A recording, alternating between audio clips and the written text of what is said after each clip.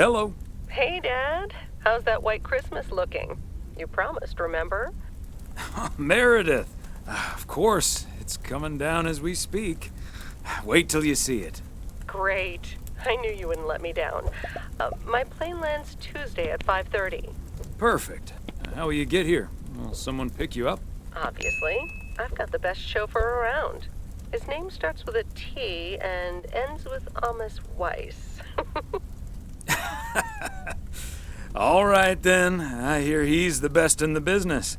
I'll make sure he's there. 5:30 sharp. Oh, thanks, Dad. See you soon.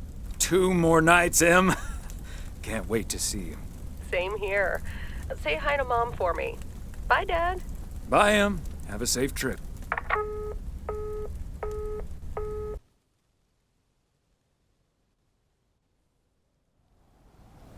Good morning, Thomas. I bet you woke up feeling like $1 million after winning that monster pot last night. Morning, Frank. It felt like $96.40, actually. But yeah, I had a great night's sleep. Ha! I bet. It looks like you've hit the jackpot again today. There's hardly any Christmas mail rush because of the snow. Oh, that's a pity. I really don't mind being outside in the snow. Well, I do. Snow's for looking at, not for walking through. Take it easy out there today.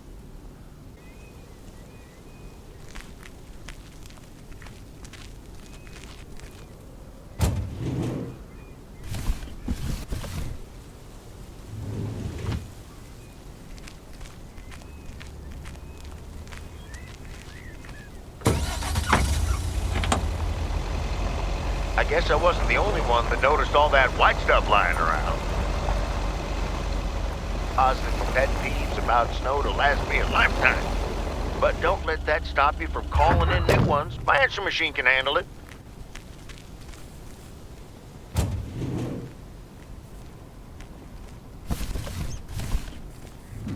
Christmas gift? Here's hoping.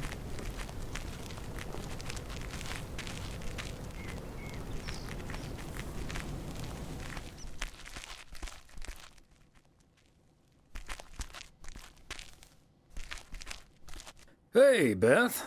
How are you on this fine day? Yes, hi. Business as usual. I'm just joking. The situation is not that dire.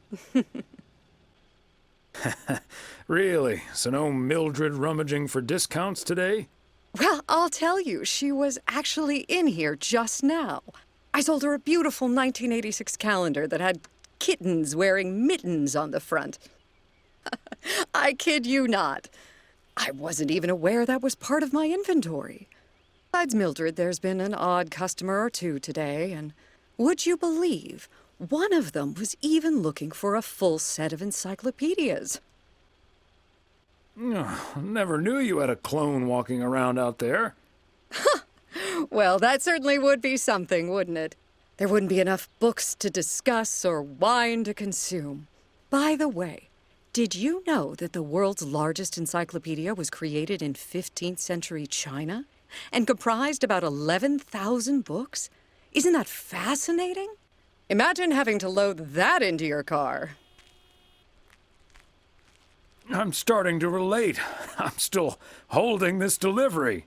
Oh, I'm sorry. I didn't realize. Well, come here then. Put it on the counter. How's Emily coming along with Christmas dinner, by the way? I can imagine she's pretty excited about Meredith coming over. So let me know if she needs any more cookbooks. I've got this beauty from Good Housekeeping that's all the rage right now. Oh, that might be a bad idea. I'm going to have my pants let out just looking at the cover. I suppose you're right. But don't you worry, I'll leave the cookbook. I have a feeling St. Nicholas has other things in store for you this year. Sounds ominous. You have no idea.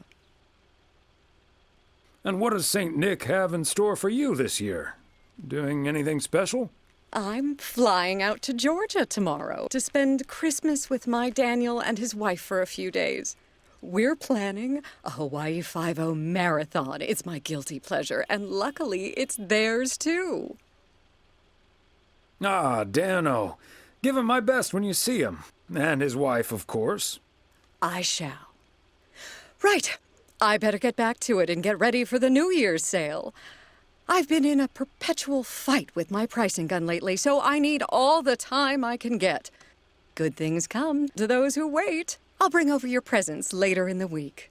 I hope you have a Merry Christmas Eve tomorrow, and give my love to Emily and Meredith. Will do. And season's greetings to you two.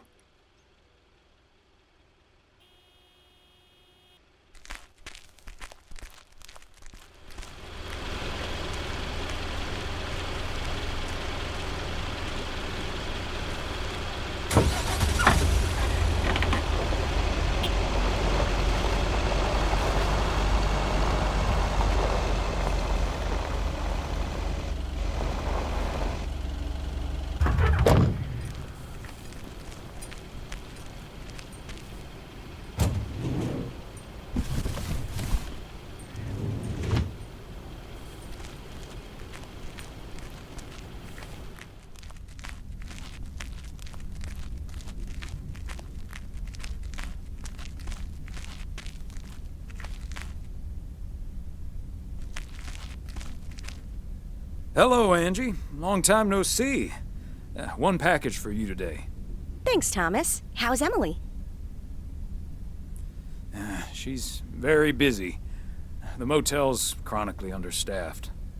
Ah, yes. This must be busy season at the motel. I do like it when out-of-towners come to visit our little hamlet, especially when they like movies. Apparently most of the rooms have been fitted with VCRs now. Should be good for business. So, what do we have here? Oh, right. You okay there, Angie? It's just some things from LA. Toiletries, stuff like that. I, recently ended my relationship. Angie, I'm so sorry. It's fine. It was my decision, and it was the right decision. The long-distance thing just wasn't working out. Still, seeing your spare toothbrush, that shampoo bottle, a stick of deodorant, it just makes it so definite, you know? Like the LA chapter of my life is now finally completely closed. Sounds like you're dealing with it like a champ, though. How did your ex take it? My ex-girlfriend, you mean? Yeah, she's handling it okay. Other than the passive-aggressive shipping of toiletries, I guess. Oh, did you not know? To be honest, I did have an inkling. Wasn't sure, though. I mean, it's not exactly something I walk around advertising around here. This is probably the first time I've seen you blush. Breaking up right before Christmas Eve must be extra tough. Yeah, that does add to the melancholy. Timing isn't exactly my strong suit, I guess. Well, I'll leave you alone with your thoughts. And your spare toothbrush. Merry Christmas, Angie. Merry Christmas, Thomas. My toothbrush and I bid you adieu.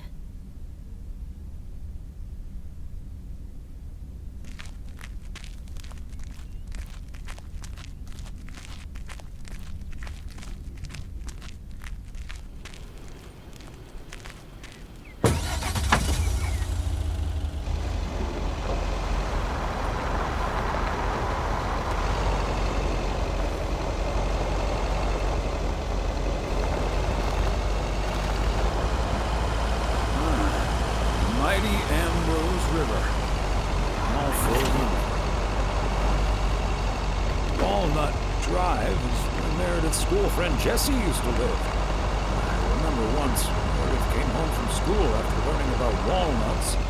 She asked us if they were named after the street.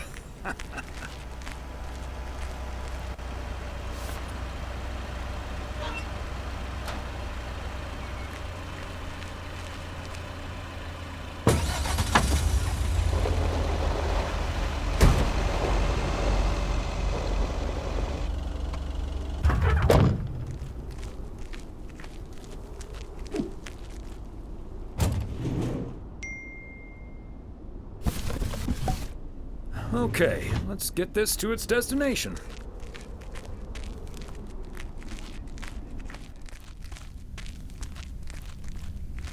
Hi, Ben. Got a pretty hefty package here for you. Thanks, Thomas. I've been waiting for that one. Hi, Mr. W. Please, please, please tell me the mail truck needs a tune-up. Hey, Lori. I didn't know you'd already begun working here. Weren't you supposed to start in January? Yeah, she pestered me into allowing her to start a week early. Already put snow tires on half the town's vehicles. At this rate, I can retire before the end of next summer. But this truck's fine, Lori. I gave it a checkup for Frank less than 10 days ago. Ah, are you sure there's nothing I can improve on the old, what do you call this thing again? Come to think of it, maybe there is. The horn's been making this sad little sound lately. It could use a little more oomph. The horn, eh? I'm on it. That was easy peasy, lemon squeezy, Mr. W. Diaphragm had gotten a little dusty, but it's all better now. The mail truck is honking like a big old goose again. Thanks, Lori. Come to think of it, I will be calling your truck the Goose from here on out. Big, white, wobbly, and with a honking great horn. Honk honk! The Goose has a nice ring to it. Or a nice honk, anyway. Well, gotta be getting back to my rounds. Happy holidays, you guys. Thanks, Thomas. You too.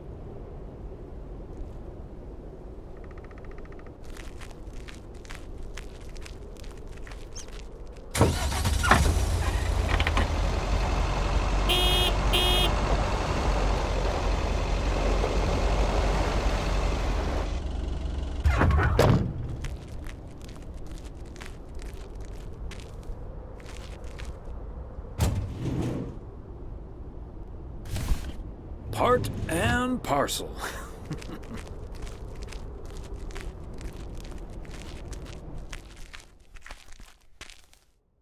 Hi there, Mr. Mailman.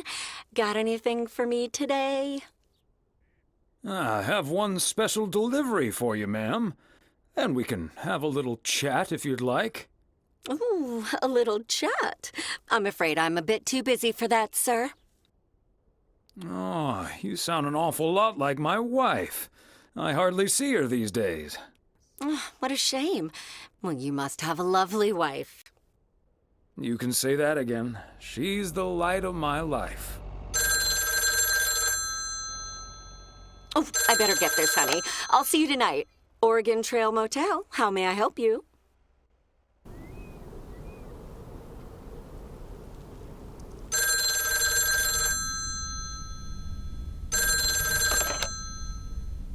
Hello? Hey, Dad. Meredith! Meredith! What's up?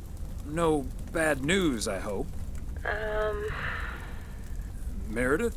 Dad, I'm so sorry, but I won't be able to make it tomorrow. What's wrong? What happened? Are you okay? I'm fine, Dad, don't worry, but I'm snowed under with work. It's at 86. It needs to be up and running at the start of the new year. I stumbled upon some errors today, and now we need to fix them this week. This sucks. Yep, it sure does. Is that Steve guy pressuring you again? No, it's not Steve's fault. We've all worked so hard this year. Can't squander it all in the last week, right? I hate to say it, but that sounds exactly like what you said last year. Have you told your mom yet? Yeah, I just called her at the motel. Oh, someone's calling. Must be your mom. Okay, well, that's my cue. Gotta get back to it. I'll call again soon, Dad. Love you. Hey, is that you? If by you mean Emily, then yes. If you mean M for Meredith, then no. I just got off the phone with my other M, so I was pretty sure it was you. Oh, Thomas, don't joke around as if nothing's wrong. What else can we do? It's just Christmas. Well, just deal with it, like we always do. Why don't we invite someone else? Unless you're happy with just Mildred coming over. That's a good idea. I'll think about it and maybe invite someone tomorrow. Okay, honey. As long as you don't invite Jack, you know, his jokes may even scare off the turkey. In any case, I'll call Beth and ask her again, too.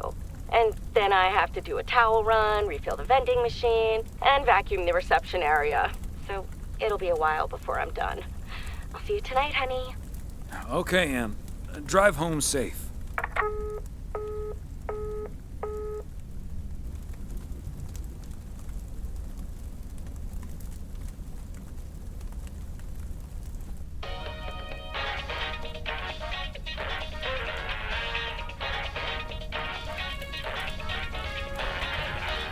Detective Fries!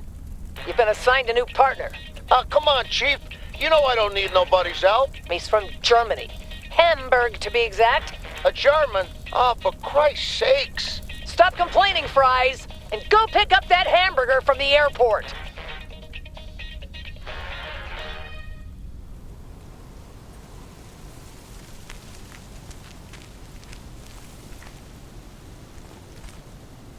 Morning. Time for a different take on the snowfall. PO positive or pet peeve? Take it away, Charles. Jack, I'd like to respond what Cheryl said about the snow yesterday. My mind must be on Christmas break already. I forgot the package.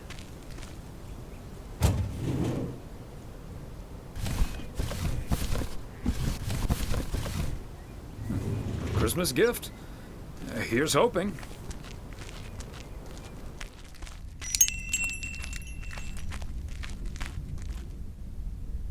Greetings, Nancy.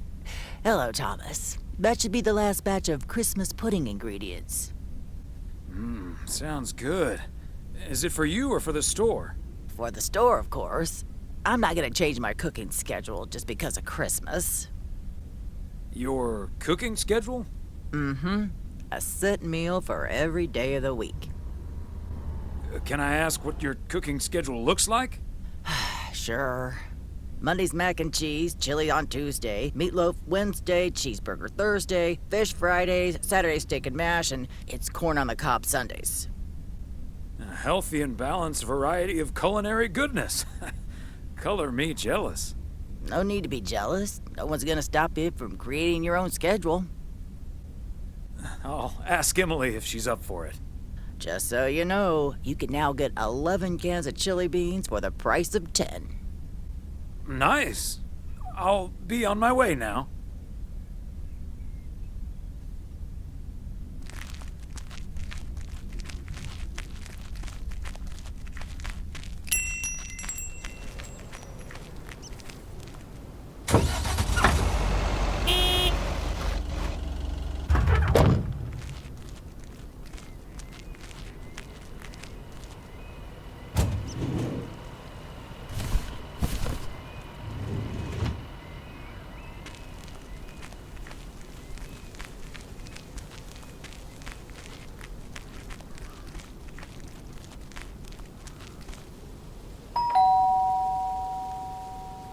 They must be out of town for the holidays. And yet another satisfied customer.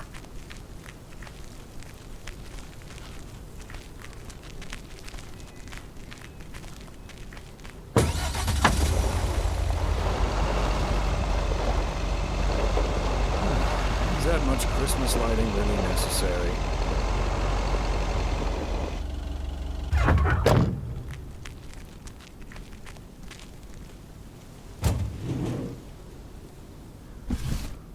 Okay, let's get this to its destination.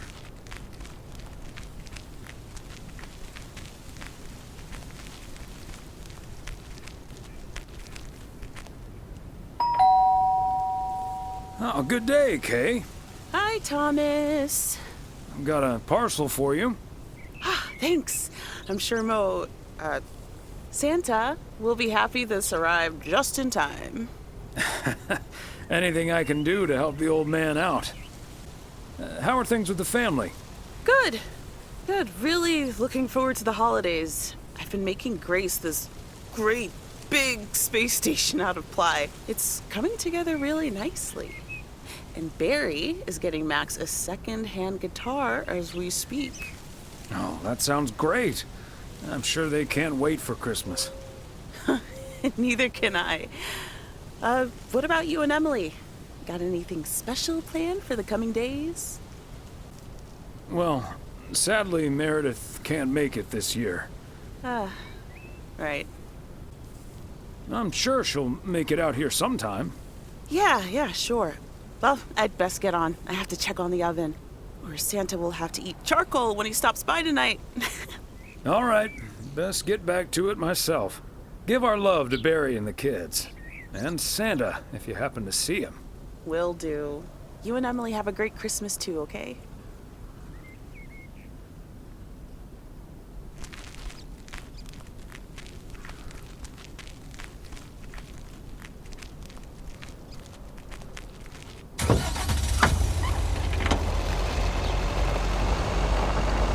Bert's out of town for the holidays. He did ask me to keep an eye on his place.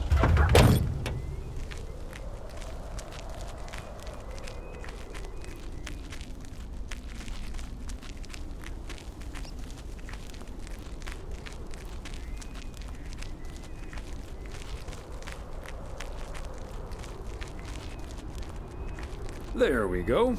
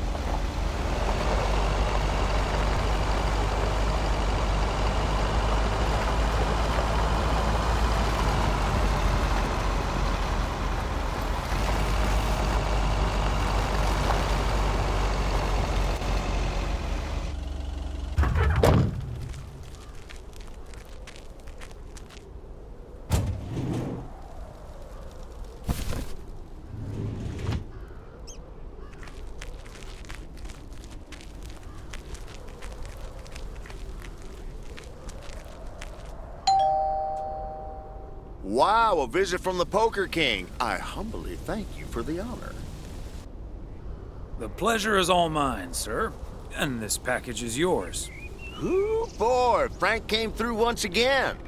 A package from Frank, huh? What's in it? You don't want to know, Thomas. You don't want to know. But what I will tell you, I'm kicking off the new year with a bang. I better put this somewhere dry. And then it's back to reading Doyle Brunson's Super System. You're in trouble this Sunday, sir. And what are you doing tomorrow night? I'm gonna visit my brother and his family in Idaho. Anyway, later, Thomas, and take care on those icy roads. Hey, Thomas, do you think it'll ever stop snowing? I'm glad it's the last day before Christmas break. Well, sorry, Frank. They're forecasting snow until at least the new year. But hey, about Christmas. Meredith bailed on us, which leaves us with a bit more food than we can handle. Maybe you'd like to volunteer and help us eat it tomorrow evening. Christmas dinner at the Weiss residence. That sounds great, Thomas, but I'm afraid I'm all tied up. The Knicks are playing the Celtics. I think the Celtics will go all the way this year, but I wouldn't count out an upset at the Garden. I wouldn't either. Let's go Knicks. I'm gonna have to sleep on it, but you know I can't pass up a juicy bet. Hey, Thomas, before you go home, I need a favor. Can you help me with that guy over there? He said he's looking for a job, but I really gotta run now. Try to find out what he's made of, okay? Good luck. Hello, young man. I heard you were looking for a job. My name's Thomas Weiss, and I've been working for the Postal Service for nearly 40 years. Hi, I'm Matt Kearney. I'm glad someone finally showed up. Nice to meet you, Matt. Could you tell me a little bit about yourself? Well, I'm basically a computer expert, kind of in between jobs right now. I've been programming since I was 11 years old. I'm looking to start my own software company. Ah, that's great. So you want to save up some money to start your own enterprise one day? Bingo. I'm already working on it at home, and whenever I have time in my schedule. Aren't you afraid that might interfere with your day job? I have the focus, determination, and willpower of a professional athlete. Okay. I have a few more questions. Would you mind working overtime every now and then? During the busy Christmas period, for instance. I don't think I'll ever have to work overtime. The way I organize everything, overtime simply won't be necessary. That sounds great, but what if overtime is needed for reasons that are beyond your control? Okay, yeah, sure. I'll go the extra mile, take one for the team, and all that. Could we wrap this up now, please? I don't think working here requires an extensive interview process. I'd like to ask one more question, actually. What salary are you looking for? I know I can't ask for a salary in the computer expert range, but I would expect a salary that reflects a senior position. Thanks for applying. We'll be in touch. Okay, but please be aware that I've also received other offers. Bye.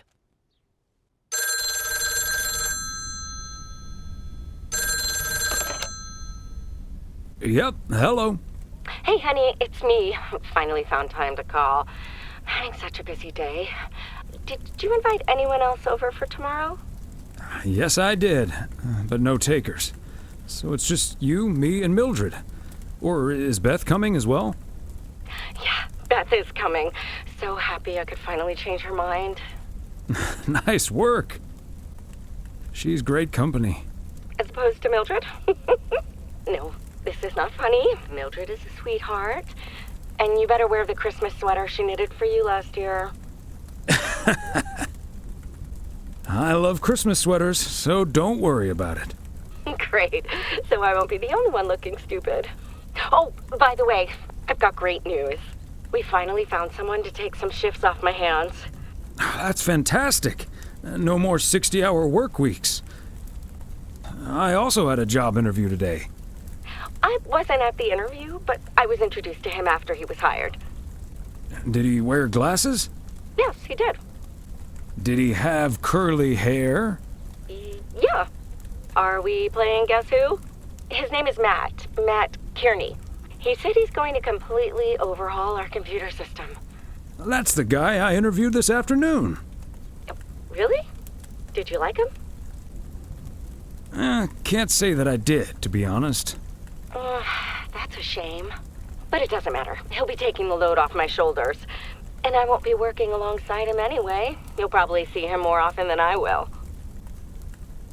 And there I was thinking I dodged a bullet. We'll see how it all pans out. Oh, gotta go now. Bye, hun.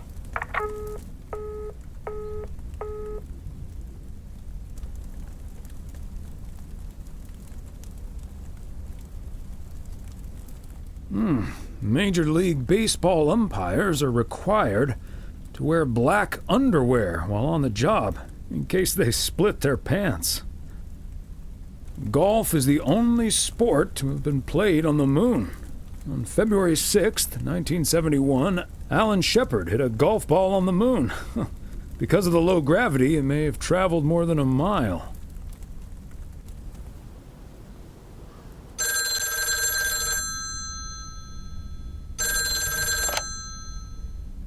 Weiss residents, good morning. Hey, Dad. It's me. Hey there, Em. Meredith Christmas. I was hoping to hear one of your special holiday puns. Merry Christmas to you, too. I wish I was in PO right now. That makes two of us. And probably three, but Mom's at the motel. Guess I'm not the only one working today, then. Fine mess I got myself into, huh? Do you want my 2 cents, or shall I just listen? I reckon I already know what you're thinking, and you're probably right. I'll be okay, Dad. Work's progressing nicely, actually. And Tess is coming over later. She's also stuck here. We're going to try to cook up some semblance of a Christmas meal. Oh, that's good to hear, Em. But I'm glad the other Em will be in charge of my Christmas dinner. Can't disagree there. Her lemon mashed potatoes alone blows all my cooking out of the water. Oh, that reminds me, I need to try to pry that secret recipe out of her. I'm gonna call her at the motel right now. Thanks for talking, Dad. And Meredith Christmas. Missile Thomas wishes you the same. Oh, I did not hear that. Love you.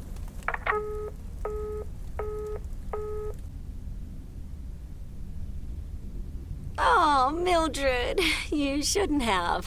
We already have the most beautiful pair of Christmas sweaters in the world. And now we have 2 sweaters each. You must have put so much work into them. Oh, please don't mention it, dearie. Knitting sweaters can be quite straining. But knowing how happy they make you always makes up for it. Well, we're so grateful. Right, Thomas? They're beautiful. Thank you so much, Mildred. They're so comfy and colorful. If only it was Christmas every day. Oh, Thomas, that makes me so happy to hear. I can't wait to start working on next year's designs. I've also made sweaters for Frank and Jack and Robert and Bert, but they all said that wool gives them an allergic reaction. Isn't that a coincidence? Beth, I hope you aren't allergic to wool. You're not going to believe the coincidence, Mildred, but yes, I actually am. And it's such a shame. If only I, too, could celebrate Christmas wearing one of those beautiful sweaters. Anyway, Emily, would you be a darling and pass me the peas, please? Peas? I don't... Oh, you mean the string beans. I suppose peas would have gone lovely with the meal as well, now that you mention it. Right, Thomas? I suppose. Oh, yes, of course. I meant the string beans. Of course, silly me. But let me get on with it. It's time for my presents now. And you may have already guessed that they're books. Mildred, why don't you open yours first? Well, I'm not really one for presents, but I appreciate the gesture. Let's see now. The Cat's Pajamas. I've never heard of it, but it has a nice title, I suppose. It's an encyclopedia about cats. A whiskerpedia, if you will. Someone drew my attention to it, and I immediately thought of you. Oh, well, isn't that lovely? Such a heartfelt gift. Isn't it, Thomas? Maybe you can start knitting your cats some pajamas now. Well, they do like balls of yarn. Thank you, Beth. It was my pleasure, Mildred. And now for Emily's gift. Oh, why, thank you, Beth. I do always appreciate your taste in books, so I'm looking forward to The Countess and the Carpenter. Would you look at that? Is this a romance novel? I've never really read one of those. Right in one guess, Emily. I hear the writer Summers here, so this book is locally sourced, so to speak. And, dare I say it, the prose is quite compelling in the romance department, if you catch my drift. I think I do. Beth, you are something else. Thank you. This will certainly get a nice spot on our bookcase. Good to know the romance department is in our bookcase now, so I'll know where to find it. Well, I'm looking forward to reading it already. Thank you so much, dear Beth. You're welcome, Emily. I'm sure you'll love it. Okay, Thomas, it's your turn now. Let's see. Crazy sports facts, too. Even more crazy sports facts. Whew, boy, I love this stuff. I'm actually reading part 1 at the moment, so I can tuck into this straight after. Thanks, Beth. You're welcome, Thomas. And you're right, there's some fascinating tidbits in part 1 as well. Even if one no longer actively plays sports, it's at least fun to read about it, right? Hey now, kids playing basketball still regret it when they challenge the mailman for a game of horse. Well, there's no shame in admitting that you're not getting any younger, Thomas. In fact, none of us are exactly spring chickens anymore. Things like your arthritis can't magically be wished away by positive thinking. Who's up for some blueberry pie? Speaking of blueberries, my bridge partner Edna's niece discovered this mole last week. Hold that thought, Mildred. I really need to take this. Hello? Hi there. Could you put me through to Meredith Weiss, please? Excuse me. Who is this? Oh, it's Steve. Steve Mitchell from work. Is Meredith there? Do you understand that people are celebrating Christmas right now? Wait, what? Christmas? Oh my gosh. I'm sorry to bother you. Is it Christmas already? Gosh, I totally missed that. I've been pulling a couple of all-nighters. I'm gonna splash some water on my face. Sorry again, Mr. Weiss. Enjoy your evening. Bye. Merry Christmas. Everything okay, honey? That silly boss from Meredith's work called for some reason or other. Never mind. Beth, you were saying? I wasn't actually, but I was looking for a way to say this, and now's as good a time as any, I suppose. My dear friends, I am leaving Providence Oaks. What? You're what? What's that, dear?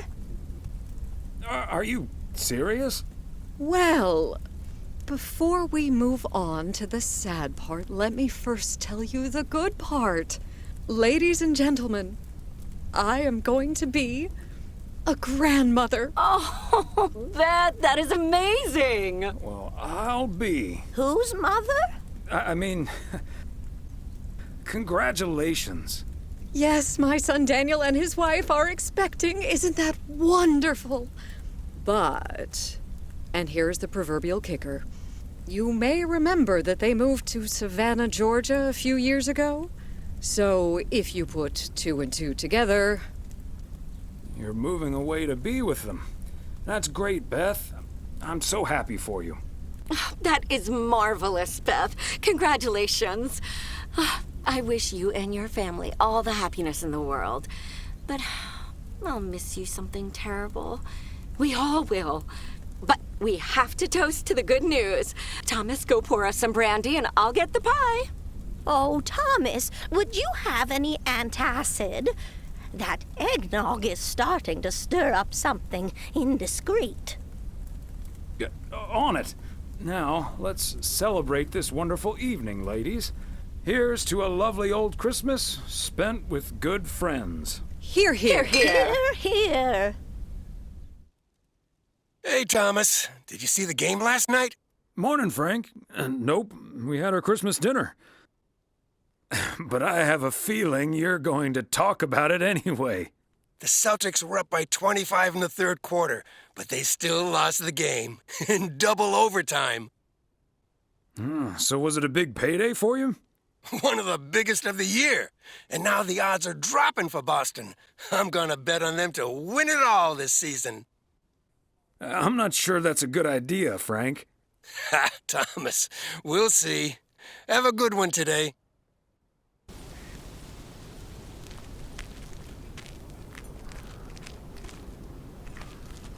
Season's greeting, P.O. It's Christmas, and I don't turtle doves or partridges and pear trees.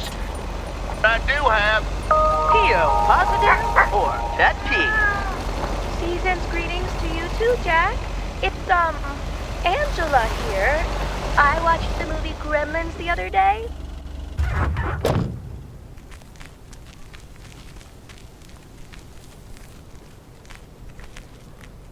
Fancy handwriting on this one.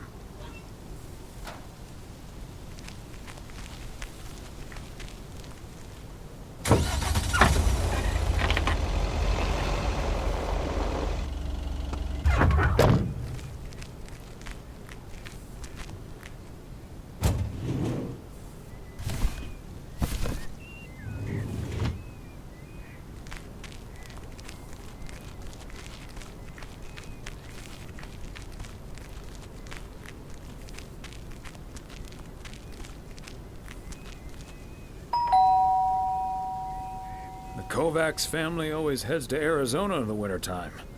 And who can blame them? Neither snow nor rain, nor heat nor gloom of night.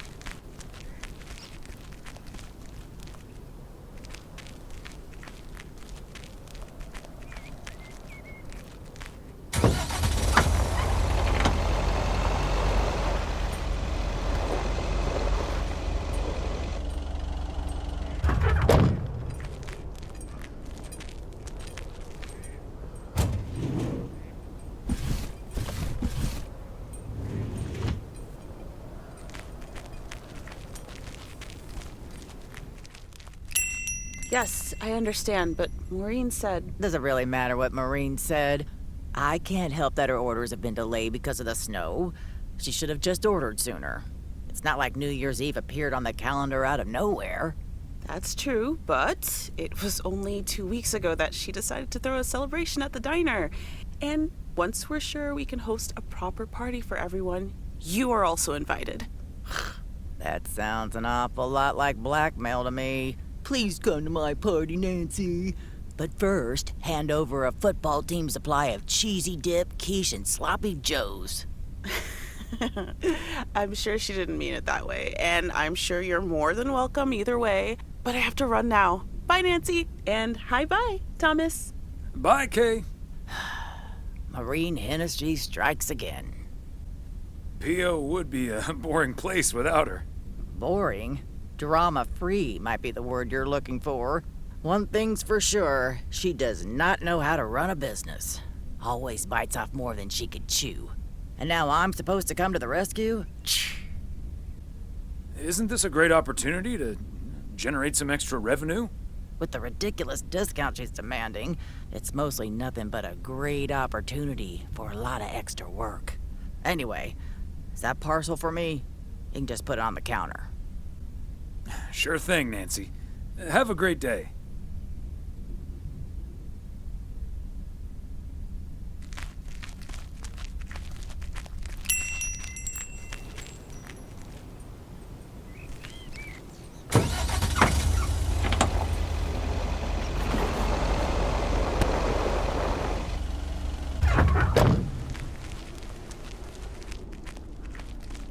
Somehow it's always nice when our neighbors get a letter.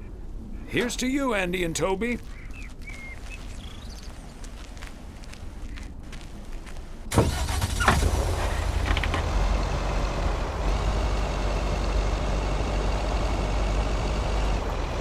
Okay, Thomas, just keep the wheel steady and trust the snow chains on the tires.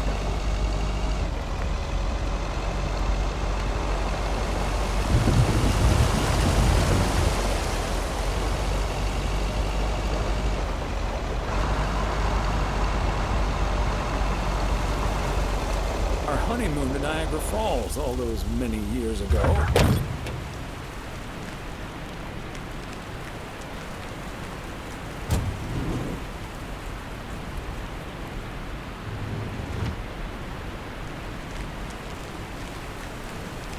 Ah, the parcel, Thomas. Don't forget the parcel.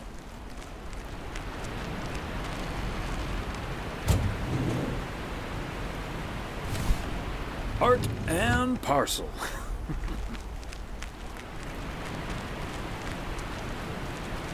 Hey there. Looks like Santa's a little late this year. That's what you get for not being a good boy, Robert Harris. Up and put off your hands. That must be the fire pit I ordered. Now I can finally go ice fishing without freezing at the same time. Ice fishing? And here I thought there'd be no more fishing until spring. Don't knock until you've tried it, Thomas. Bert's out of town, so I could use someone else to talk to. Not that Bert talks that much. How about it? Tomorrow evening? Sure, let's do it. But you better make fire pit is working. Perfect. I'll bring all the gear, but feel free to bring some booze. Hey, did you have a nice Christmas, by the way? I've had better. My daughter couldn't make it. Sorry to hear that. Anyways, I won't hold you up any longer. I need to assemble this baby. See you tomorrow, Thomas. I'll come pick you up.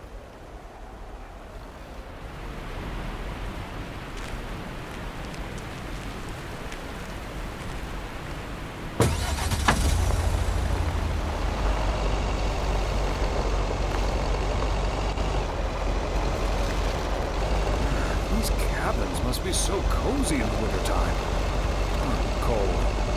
Probably freezing cold.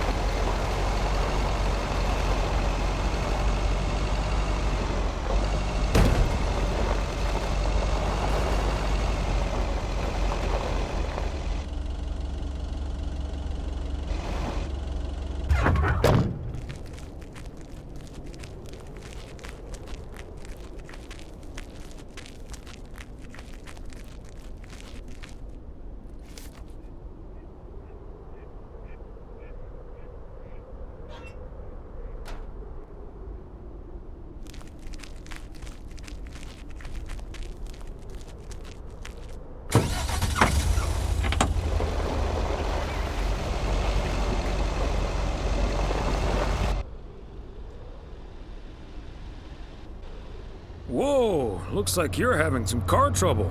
Yeah, just a second, my good man. Gabriel, can you figure out what's wrong with this blasted vehicle? Give me some good news here. I mean, I'm not really a car mechanic, Mr. Price. But I know the smoke isn't a good sign. No duh, Einstein. Say, hey, Mr. Mailman, what's your story? Name's Thomas Weiss, and yes, I do deliver the mail. Okay, then you're Thomas Weiss, mailman. And I'm Connor Price, annoyed man. Gabe, if you don't know what you're doing, then why on God's green earth are you fiddling around with that engine? Just thought I'd pop up in the hood, Mr. Price. What with the smoke and all? It needs to vent. Needs to vent, huh? Never have I felt more like a busted car engine. God! I'm dying in this podunk country-ass town. Bunch of freaking yokels. So, hey there. I see you've already had the privilege of the full Connor Price experience. I guess that car engine isn't the only thing that needs to blow off steam. Yeah, Connor can be a bit much. Anyway, I'm Ilsa Richter, local TV segment producer turned car problem solver. And that sporting young man over there is Gabriel Serrano, local TV sound guy turned amateur mechanic. Emphasis on amateur. Hey, I never claimed to know anything about cars. Just because I used to be a studio tech, Mr. Price put me on engine duty. Anyway, nice to meet you, sir. Nice to meet you. I'm Thomas Weiss. And as the local mail carrier, I know just the guy to fix your car problem. If you mean young car service, I'm way ahead of you, Mr. Weiss. They're on their way right now. That's great, Ilsa. You're an even better car problem solver than you are a segment producer. Flattery will get you everywhere, Gabe. That must be Ben Young. You're in capable hands. He'll have you fixed up in no time. God, I hope so. We need to get to Melville, and we're already way behind schedule. Hey, Mr. Mailman. Come in here for a second, please. Excuse me. Duty apparently calls. Happy travels. So, we meet again. Uh-huh. Hey, I'm new here. All of a sudden, I have to check in 3 people at once who want their own rooms. Separate but close to one another, all equipped with TV VCRs. And, well, long story short, I need to reach Emily Weiss, stat. I'm guessing the local post guy would know where to reach her. Sure. Her home number is 555 Go Take a Hike. Oh, thank you ever so much for nothing. God, where am I supposed to see whether room 2 has a VCR installed? I'll just leave the parcel here on the counter. Bye. They're already gone. Mighty fast towing there, Ben.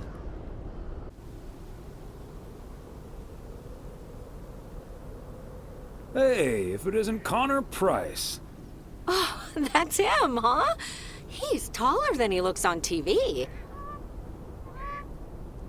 Let's hope he's in a better mood now. He was really quite rude to me earlier. Wow, sounds like a real jerk. Mr. Price, aren't you supposed to be in Melville? Well, hey there. Good to see you, man. Yeah, change of plans, I'm afraid. Oh, hi, ma'am. I don't think we've met.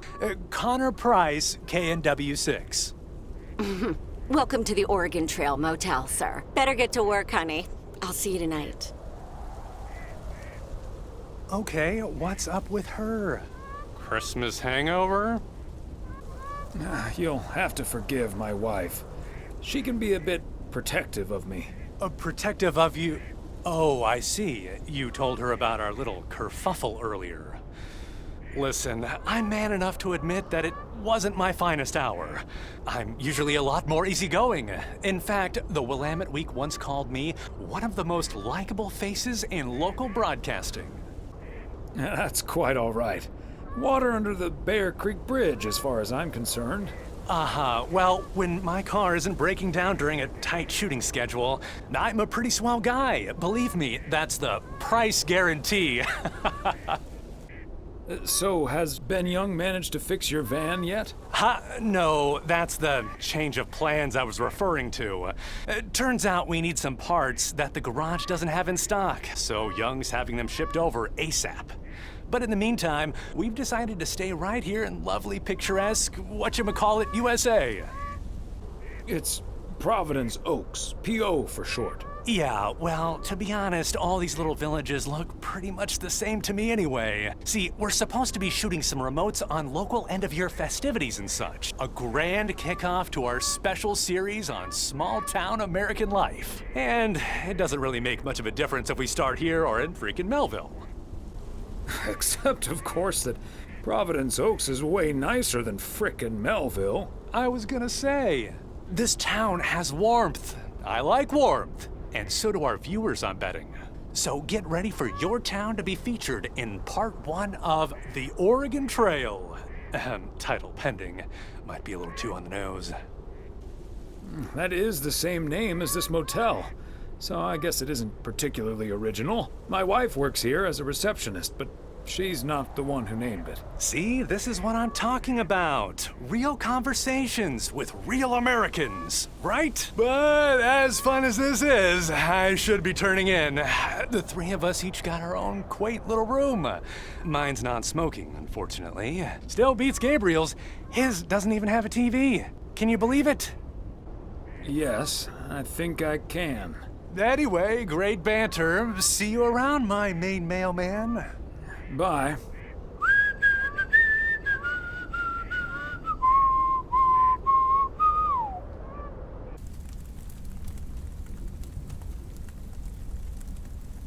The yo-yo started out as a weapon in the Philippines during the 16th century, before being introduced to the United States as a toy in 1929. It weighed 4 pounds and had a 20-foot cord. Australian rower Bobby Pierce won the 1928 Olympic Games against 8 other competitors, even though he stopped during the race to let ducks pass in front of him.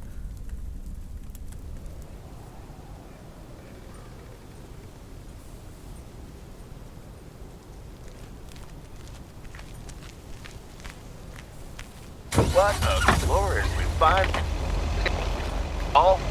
You're PO positive? You too. Right frequency.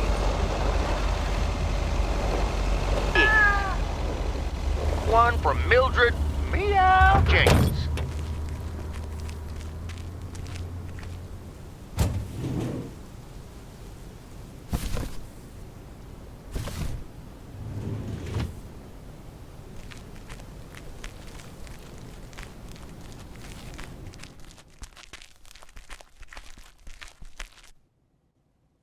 Hi, Beth. Got a delivery for you. Where do you want it? Oh, dear, Thomas. I almost didn't see you come in there. I was lost in thought, I suppose. Please just put it on the counter, if you will. Thank you. And thank you again for a lovely Christmas dinner. I had a marvelous time with you all. We loved having you over, Beth, as always.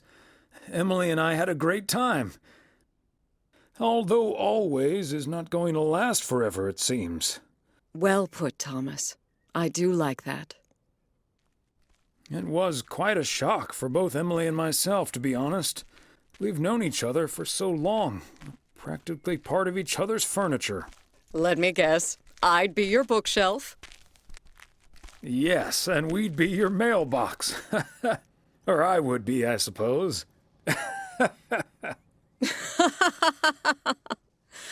Oh, but I will miss you two.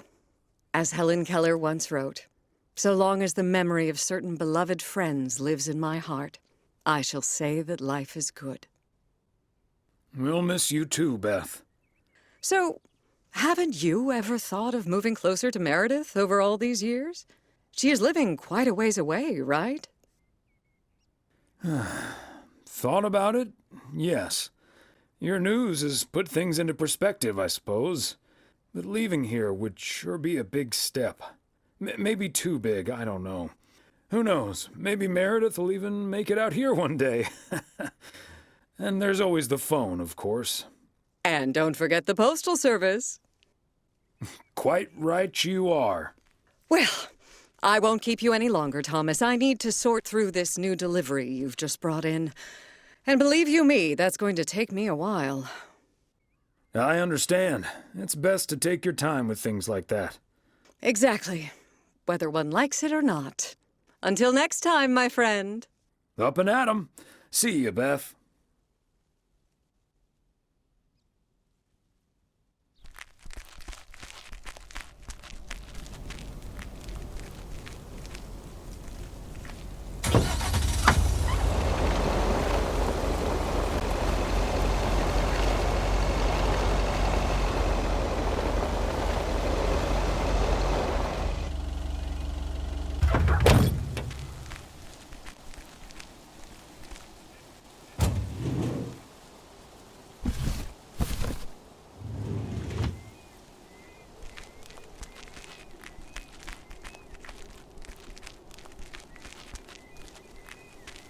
Ah, look who's here.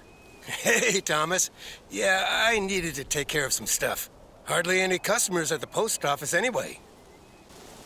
I don't know, Frank. What if there's someone who needs to send something urgent? If it's really urgent, I'll drive it over to the distribution center myself. They know they can count on me. Can't say that you're wrong there, Frank. That big sucker you're carrying is for me, huh? Right on time. It's all coming together. Hey, Thomas, you can keep a little secret, right? Of course, Frank. Great. It's not a big deal in any case. A buddy of mine was able to get his hands on some premium quality fireworks. I'm selling them with a nice profit. And anything I can't sell, well, let's just say you want to be outside Moe's Diner when the clock strikes 12 on New Year's Eve. Frank, that sounds illegal and dangerous. In other words, classic Frank Coleman, just how I like it. Haha, Thomas, wouldn't life be boring without a walk on the wild side every now and then? But do you have any experience with setting off fireworks? Who needs experience? Just light the fuse and get out of Dodge. I better finish up, Thomas. Can't keep the customers waiting forever. All right, Frank. See you at the office.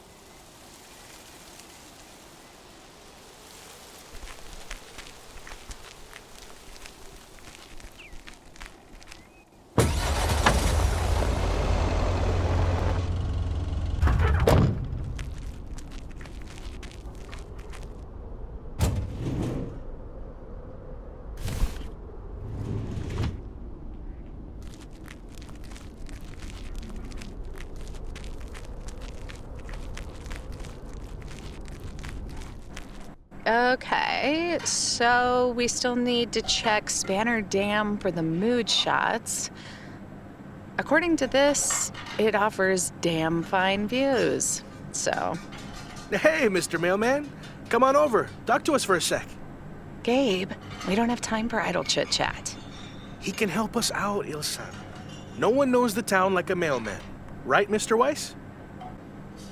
Hey, Mr. Serrano, Miss Richter. Please, call us Gabe and Ilsa. He can call you Gabe and Ilsa. I prefer Miss Segment Producer Extraordinaire. And you can call me PO's premier parcel provider. Thomas for short.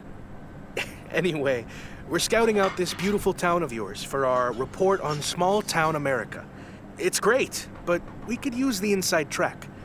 So, any secret spots we're bound to miss, but shouldn't? Well, the watchtower up at Eagle Peak. You can take in the view among the treetops. But make sure you watch out for those creaky steps. Oh, hey, Maureen. Now, here's your coffee, folks. Sorry for the delay. Faucet's been acting up again, which should have been fixed yesterday. Oh, you want me to check on it, Miss Hennessy? Oh, now look at you, my knight in woolen armor. Would you, dear? I can take a look. Well, isn't that nice of you? Back of the kitchen, honey. Ashley, someone who does know what he's doing is coming in. Show him where the busted faucet is. And stay out of his way. Ashley's a sweetheart, but when it comes to fixing things, that boy is all thumbs. See, this is what the segment should be. Interacting with the townsfolk, helping out. I love it. Oh, such a nice fellow. Yeah, you're in good hands, Maureen. Gabriel may look and act like a naive little pup, but he can fix anything. Well, except for our van. But other than that... Oh, is that a fact? Well, in that case, I can think of a few more things he could fix around here, if you catch my drift. Classic Maureen. Let me just go check him out. Check on him, I mean. So, anyway. So? Wait. You had the Connor Price experience the other day. Have you recovered yet?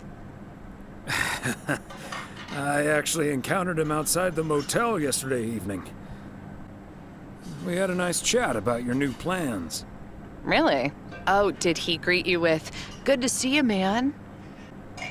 Indeed. He was quite enthusiastic. That's his go-to when he's forgotten your name. It's "Good to see you, man" for guys and "Hey, lady" for gals. Really? Wouldn't worry about it, though. He called me Lisa for the better part of a year. Connor's a lot. But I guess after this week, I can update my resume with not just segment producer and car problem solver, but also Connor Price wrangler. You know, you remind me of my daughter. Smart, tough, a little too hardworking. Oh?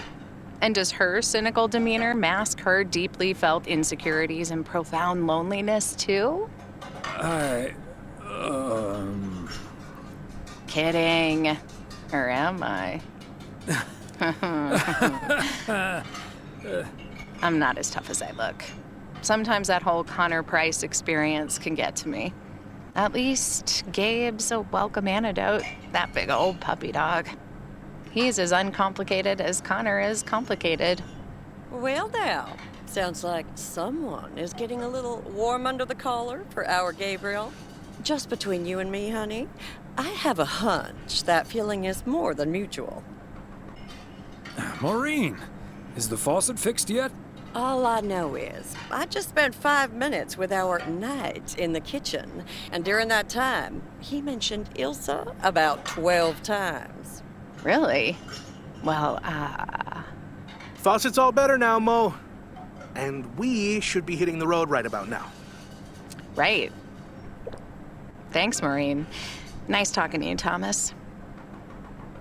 Bye now, folks. Be sure to check in again soon, you hear? Huh, these TV folks sure know how to liven things up, don't they? Indeed, Maureen. You haven't even met the main event, Connor Price. Oh, that reminds me. You know about my little New Year's Eve shindig, right? I'm counting on you and Emily. We'll party like it's 1986. Because it will be. Of course we'll be there. Wouldn't miss it for the world. Best get back to it. See you, Mo. Bye now.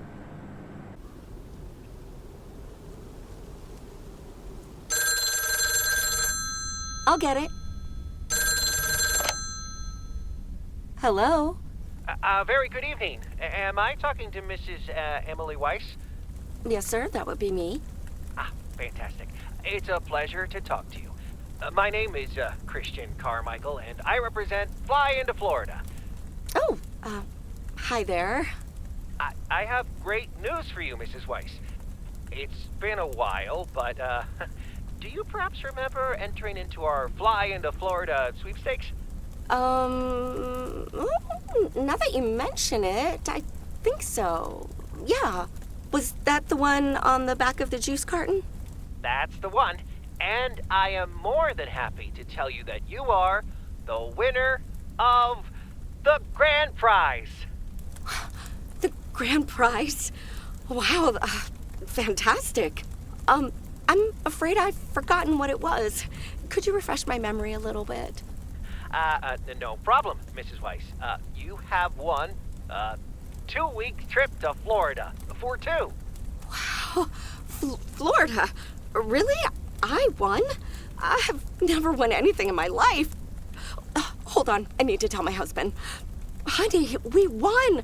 I'm talking to a gentleman from Fly into Florida, and he says we've won a 2-week holiday for 2. Get out of here. Florida? Wow. Isn't it great? We're so happy. Thank you so much. You're very welcome. You've got plenty of time to let it all sink in. Next, we'll be sending you an extra special envelope. It will contain a confirmation letter, airline tickets, hotel tickets, and I totally forgot to say this earlier, a $500 check covering any additional expenses. Wow. I can't believe this is happening. Well, it most definitely is, Mrs. Weiss. And we'll be making sure you both have the time of your life. There's one thing I must stress. The dates can't be altered. So if you have plans for the first 2 weeks of September, this would be a great moment to change them. And I hope this answers all of your questions for now. Congratulations on winning. And we look forward to seeing you fly into Florida.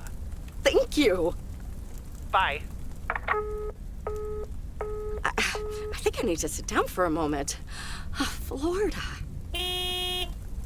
Oh, that's Robert. Sorry, honey. I can't celebrate with you right now. But I'll make it up to you tomorrow night at Moe's.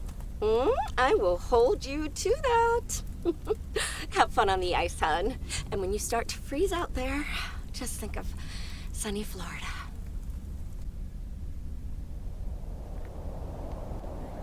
Ooh, boy. Drilling a hole, getting that fire pit going. Ice fishing's a lot of work. And it's cold, but we're fishing all right.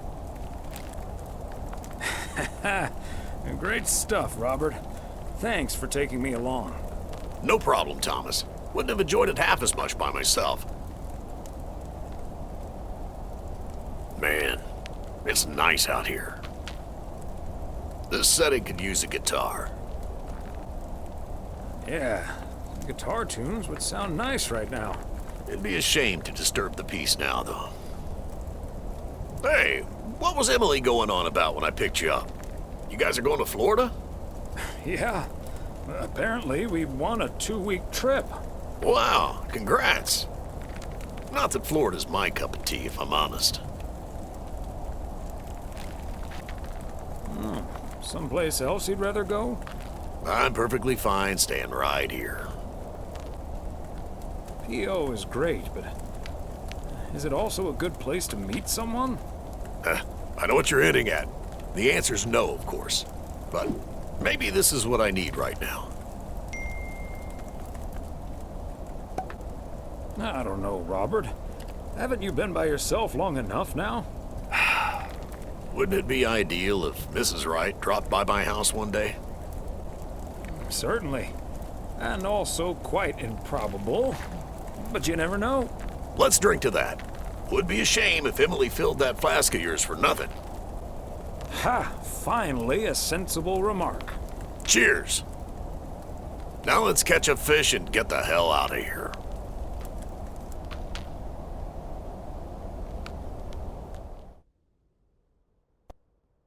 Hey, Thomas, do you have a minute? Sure, Frank. What's up?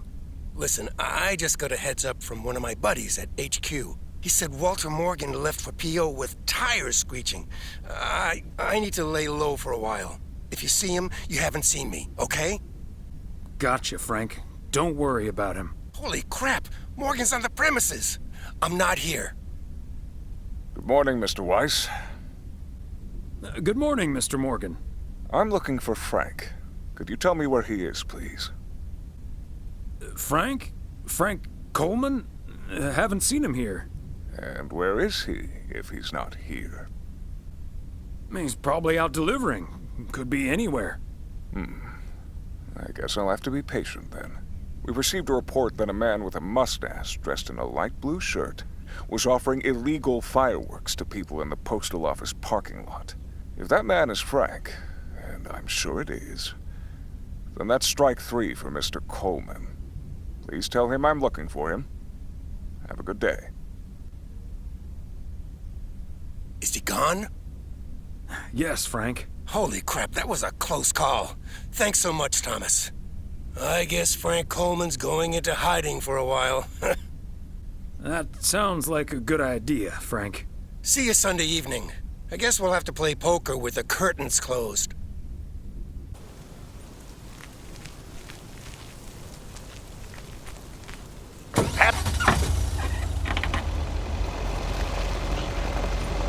Positive or pet peeve? I've been watching that TV series everyone's been raving about. What's it called? A hamburger with fries?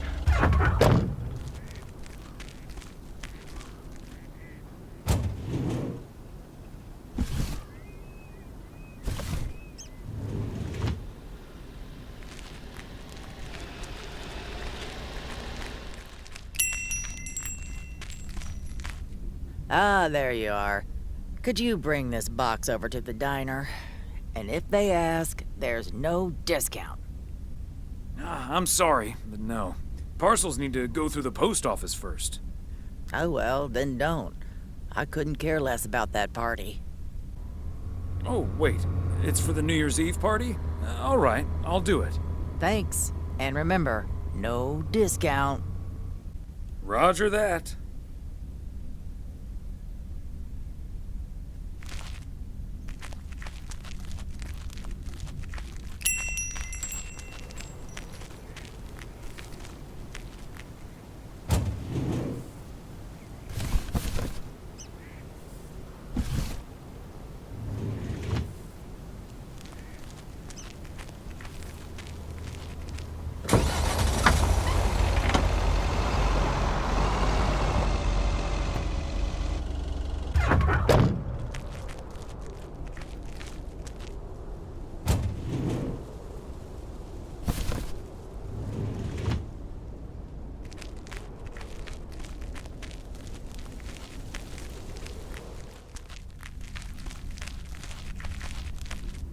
Yet another heavy package for you, Ben. Let me take that off your hands, Thomas. You know I feel guilty enough as it is. Having you lug around those car parts week in and week out. That's the job, Ben. Neither snow nor rain nor heavy packages Stay these couriers from the swift completion of their appointed rounds. I'm serious, though. If you don't mind me saying, you're getting up there. Ever think of hanging up the old coat and bag? Not until recently, but recently? Yeah. Good for you. Think about it some more would be my advice. Son of a gun.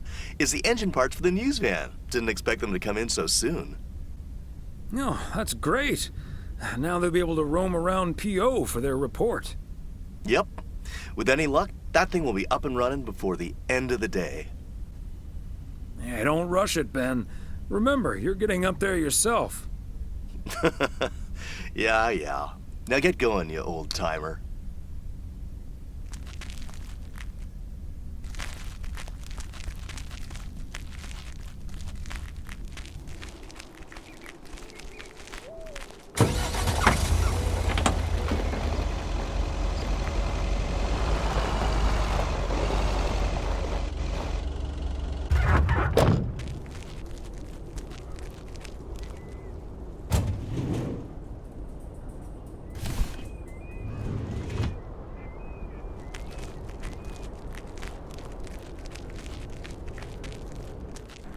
Hi, Thomas. Oh, please tell me that's a big box full of snacks from the general store? This is a big box full of snacks from the general store. But without a discount on what's inside. No discount? Is Nancy Carlisle really trying to charge me full price for snacks that are about to go past their expiration dates? Yikes, that would be pretty sad. I can't believe people could be like that. That heartless creature. Maureen, easy now. She just drives a hard bargain. Pardon my French, Thomas, but she always manages to drive me up a wall. I'll stop bothering you now. I'll think of something, don't you worry. Hello, Thomas. Hi there, Beth. What brings you here? I saw you arrive just now, so I decided to venture across the road with a minor request. What's so important that you came out here in the cold? It's just one small thing, I promise, and, well, I suppose you can see what it is. A first gift to the little one, you see, since Christmas in Georgia fell through. It just needs an address, and I'm not sure where to put it. Could I leave this with you so you could make sure it gets where it needs to go? I have the information right here on an old envelope. It's the return address in the top corner. Of course, Beth. I can understand that labeling a package like this can seem daunting. Bears will do that to you. You're a real gentleman, Thomas. Thank you. I have a stack of returned holiday gifts that need sorting before I close. I've handled many a strange parcel in my day. Not to worry. I'll take care of it. Thank you, Thomas. Truly. I'll get the postage to you later, I promise. Oh, and please tell Emily I have a great idea for this Sunday's girls' night. It's a surprise. Bye now. Sure. Enjoy the rest of your day.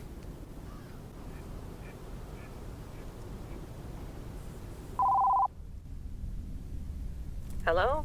Hi, Meredith. It's us. Your dad is standing right next to me. Hiya. Hi. Shouldn't you two be at Moe's right now? Yeah, we're about to jump in the car, but we wanted to share some exciting news with you. Oh, first things first, though. How was your Christmas? Well, I worked. And Tess and I made a Christmas meal you probably won't ever find in a cookbook. But we had a lovely evening. Thanks, Mom.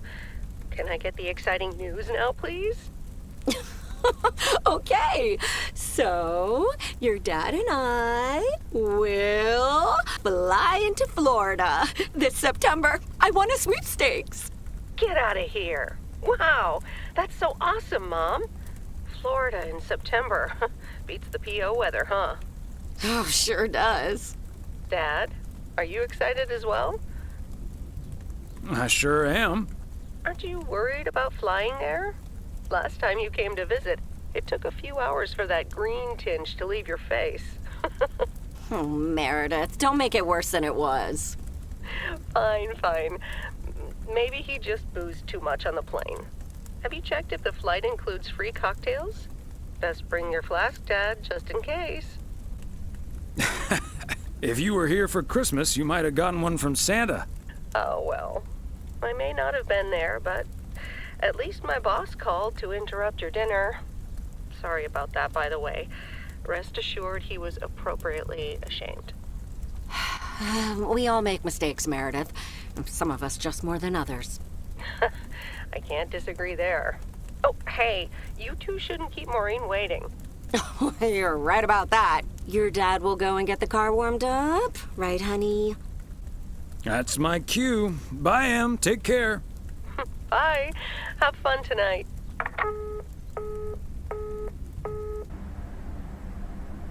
Thanks for getting the car all toasty for us, honey. You're very welcome, dear. It's my pleasure. We've been doing this for decades now, and I've never stopped looking forward to spending my Saturday evening here with you. I feel the same way, Em. I'm a lucky man to have you. Good evening, you two beautiful people. Ready to order? Or should I just write down pancakes for lovely Emily and a T-bone steak for Big Thomas here? Oh, Maureen, your intuition never ceases to amaze me. It sure is pancake time for me again. Big Thomas would very much like that, Maureen. Thanks. You got it. Be right back, folks. Ashley, it's pancake time! And get the steaks out! This will never get old. But Beth making surprise plans and this Florida trip landing in our lap got me thinking a little bit. If we're getting close to being able to do whatever we feel like doing, does that mean we should stay in PO forever? Florida sure sounds like a nice place. Lots of fishing, no ice. The warmth is the main selling point for me, I must admit. And it's not like your arthritis will stop acting up in weather like this. I am looking forward to that Florida trip the more I think about it. It's a perfect opportunity to test the waters. Oh, wasn't it nice the way Meredith reacted to the news? Although I'm sure she's a little envious. Yeah. When's the last time she had a few days off and left the big smoke? Okay, folks, while Ashley's busy in the kitchen, it's time to fill Mo in on a few details. And little birdie told me you two were off somewhere fancy. Maureen, I was planning on telling you and the girls all about it tomorrow evening. But I'm sure you've also heard it's Florida in September. Florida in September. Oh, imagine that. Oh, I'm so happy for you two. Thanks, Maureen. Have you ever been to Florida? Are you offering your ticket to me? Oh, Thomas, that's so nice of you. Nice try, Maureen. Nice try. But the only one sitting next to me on that plane is my man. Are you totally sure about that, though? I heard that a certain Walter Morgan will probably not be very lenient with holiday requests from the postal office employees. Haha, Morgan. His bark is always worse than his bite. If Walter Morgan gets in the way of that, I'll get in his way. I don't think I'm supposed to actually run a bar, but sure, all right. Oh, that means dinner's almost ready. Be right back, folks. See, things like this, they bother me sometimes. Maureen's a sweetheart, but it's almost impossible to have a private life here. That sure is true. Would be nice to walk around somewhere without everyone calling you mailman. That's a good thing about working at the motel. Most of the people I'll never see again. Oh, Maureen's heading this way again. Let's just enjoy our lovely dinner together, shall we? We shall. Have I already told you that you look wonderful tonight? Look alive, folks. 2 plates of the good stuff.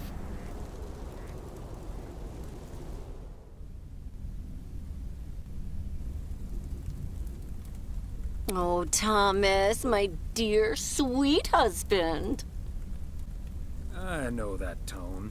You've got a chore for me, don't you, Em? Yes, I'm sorry to ask this of you on your Sunday off, but... Okay, Em, what needs doing? The motel called, and, well, the TV crew would very much like to rent some movies from the Flick Shack today. But I couldn't just let poor little Angie ferry them over in this weather, so... So you promised them I'd do it? Bingo! Would you, dear? Pretty please. Of course, Em. You've been so busy lately. It'll be my pleasure. Oh, thank you so much, darling. Tell you what, I'll make some extra tasty snacks for your poker night tonight. How's that? It's a deal. Thomas Weiss says I live and breathe. What in tarnation are you doing out and about in the mail truck on a Sunday? What? Coming over to see my favorite video store clerk isn't reason enough? No, but seriously, you've come to pick up some movies for the KNW6 crew, right? You're uncannily good at guessing. Your wife called ahead. Happy to do it for Emily. And for you. And for the TV crew. Parts of it, anyway. But first things first. So, what's the hot gossip on these out-of-towners? Well, Connor Price is the star of the show, of course. Self-absorbed to a fault. That's the Price guarantee. Really? He seems nice enough on TV. Never meet your heroes, I guess. Or talk to people who have. What about the rest? There's Gabriel Serrano. He's the sound guy.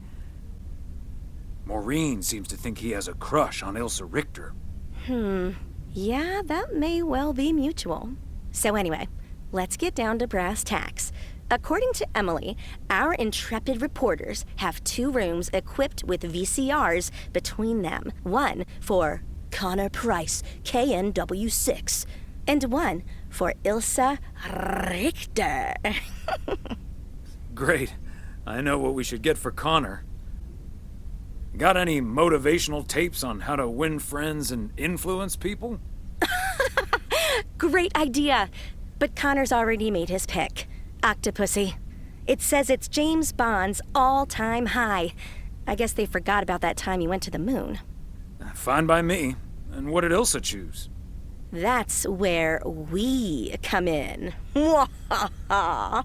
See, she wants us to pick the movie she'll be watching with her colleague, Gabriel. Huh? Thomas, she wants us to pick the movie she'll be watching with Gabriel. We can play matchmaker by picking something romantic. Got it. Exactly. Guide Cupid's arrows, so to speak. After all, 'tis the season. For a little post-Christmas magic? Maybe. You and Emily are regular customers, so you know what I have available. So, which film will it be? Let's go with Love Story. Or is that too on the nose? It's perfect, and we won't risk being too subtle. It has love right there in the title. Great. Love Story it is. The dynamic duo of stupid Cupid strikes again. Although I suppose this is our first strike. Anyway, here's hoping that this is the start of a beautiful love story. I have a good feeling about this. Anyway, I'd best be on my way getting these to the motel. Yeah, thanks for doing this, Thomas. My car, much like myself, is not built for snow. Say hi to Emily. Will do. Bye, Angie. Special delivery. Movies from the Flick Shack. Right. Well, great news. You get to play belated Santa yourself. Room 6 for Richter. Thank you. You're welcome.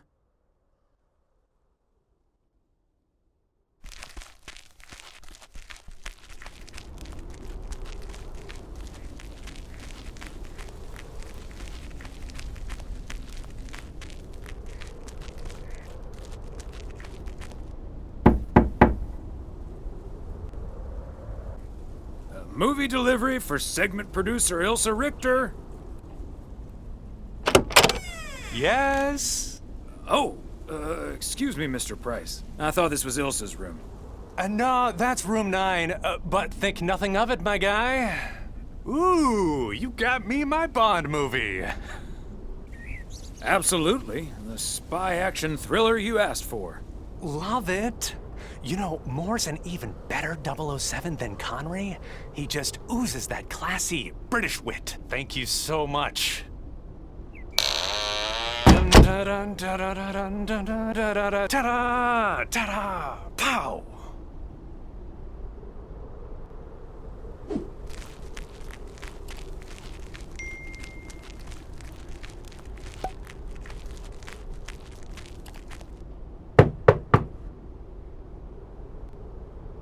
Movie delivery for Ilsa Richter.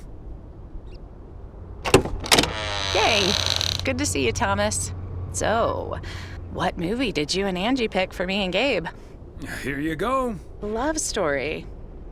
Haven't seen this one. What's it about? Tennis? Good one. Not about tennis, but it's still pretty ace. Ha ha. I'm sure it is. Looking forward to it. Let me guess, this was Angie's pick. Well, let's just say it was a group effort. Okay. Well, color me curious. Hope it's age appropriate for big old puppy dogs. Oh, speaking of, on your way out, could you give a quick knock on Gabe's door, just so he'll know it's movie time? It's room number 2. Will do. Great. See ya.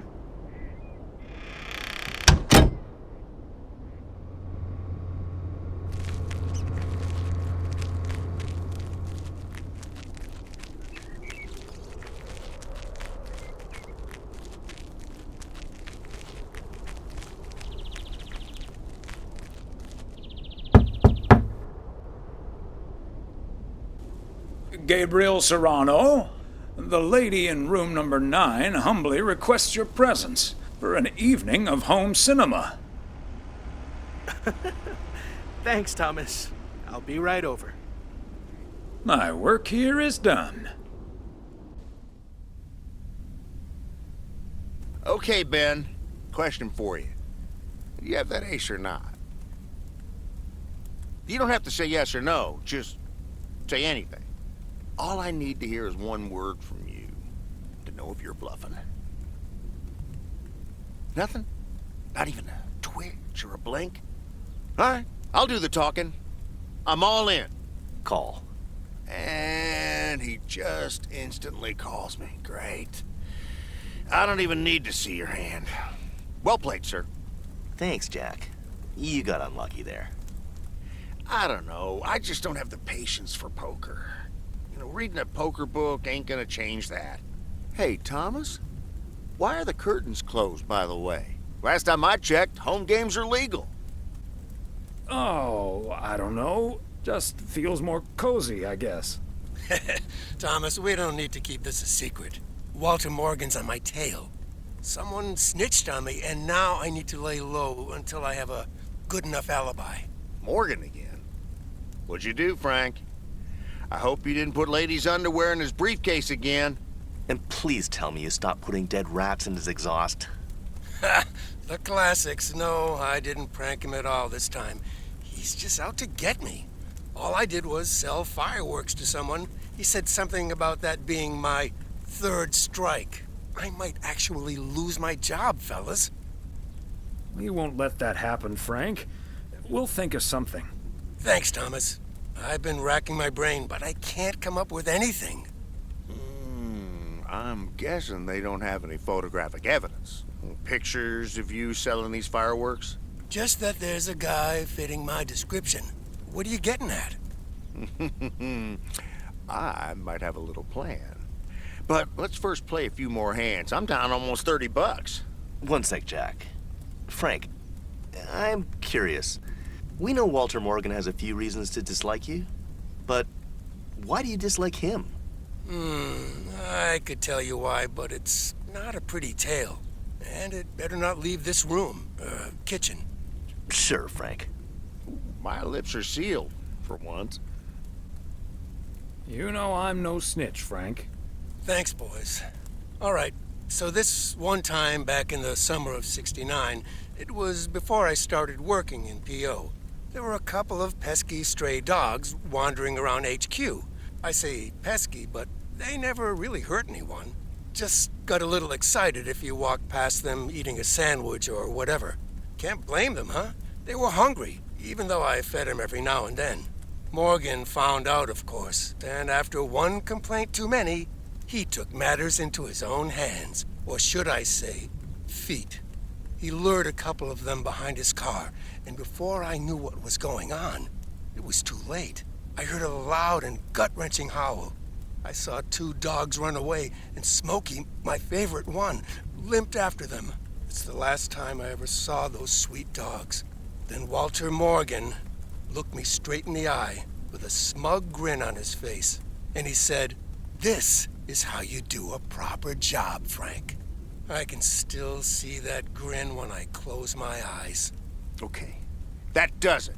Walter Morgan is now on my eternal shit list, and I'll make sure the rest of P.O. knows about it. Walter fricking Morgan. Your pranks were way too soft, Frank. We need to take it to the next level. What a despicable human being. I can't believe he did that. Well, he didn't. I was joking, of course. I don't really have a good reason for disliking Walter Morgan. That boring old pencil pusher just rubs me the wrong way. Damn it, Frank, you had us good. Okay, folks, ante up. Here we go again.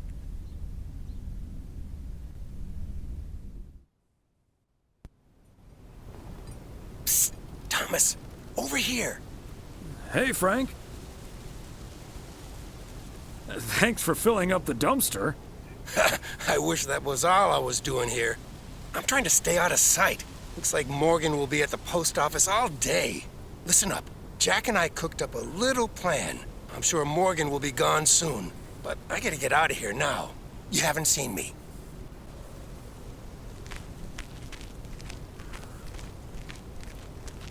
Top of the Monday morning. Speak with a warning from Lucinda. P.O. positive or pet peeve? KNW6 TV crews filming in P.O. yesterday with Connor Bryce. As a big fan, I just had to ask him for an autograph. He asked me for my name, but he kept calling me Linda. Even after I corrected him twice. Isn't that just rude? Well, that's a bit rude indeed, Linda.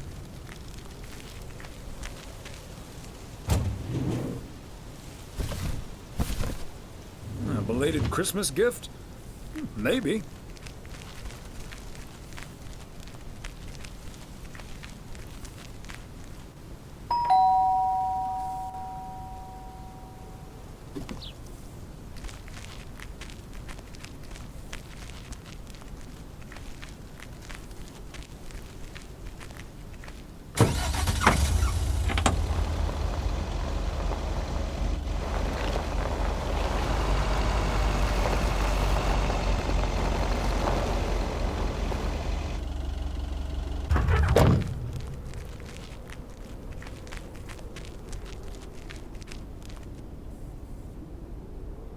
Oh, Thomas, hello there.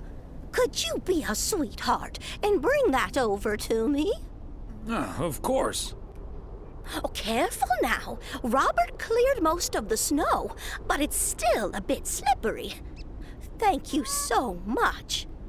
If only I still had the balance and agility of my feline friends. Oh, and good day to you, of course. Well, if it isn't... Mortimer, right? Right you are, Thomas. You're Mortimer's favorite mailman. The feeling's mutual. You're my favorite cat, Mort. Immer. Right, Mortimer. So, what do you have for me today, Thomas? Just a letter. Let's see.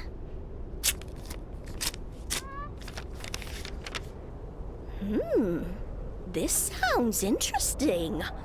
Apparently, I need to make a few copies of this letter, and if you send this letter along with $5 to the first 6 people on this list, your name will be added to the bottom.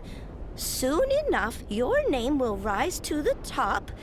Then many people will send you $5. You will earn lots of money with one small investment. Oh, what a great idea! What do you think, Mortimer? Mildred, that's a classic chain letter scam. Don't fall for it. No one ever got rich off of one of those. Well, except for the post office. Are you sure, Thomas? They make it sound so easy. Trust me on this, Mildred. If you've seen one pyramid scheme, you've seen them all. $30 is quite a bit of money. I'll think about it. You do that, Mildred. See you at Moe's tomorrow night? Probably. Bye, dear.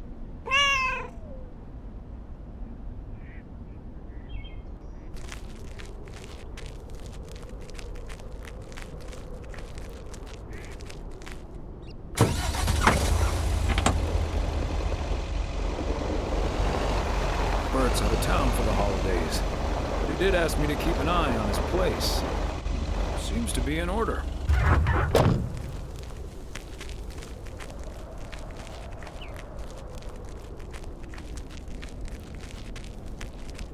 Okay, are we rolling? We're rolling. We're rolling. Okay, let's get this in one. I'm freezing my ass off. When Chekhov saw the long winter, he saw a winter bleak and dark and bereft of hope. Yet we know that winter is just another step in the cycle of life. In the summer months, this lake is bustling with activity.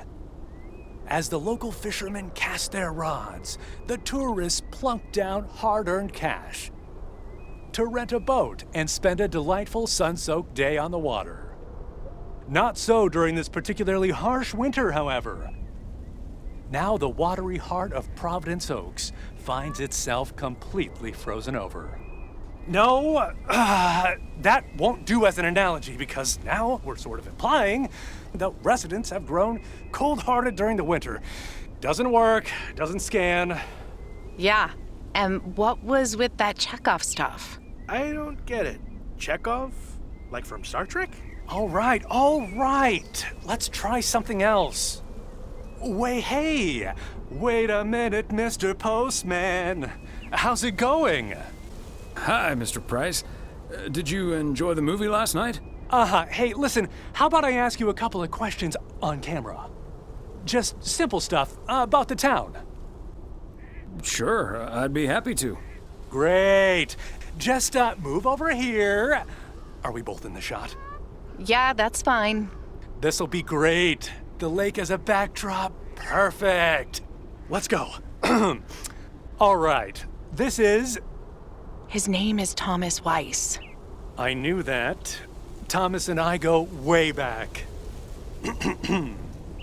As the local mailman for truly countless years, Thomas Weiss knows Providence Oaks like he knows the back of his own hand.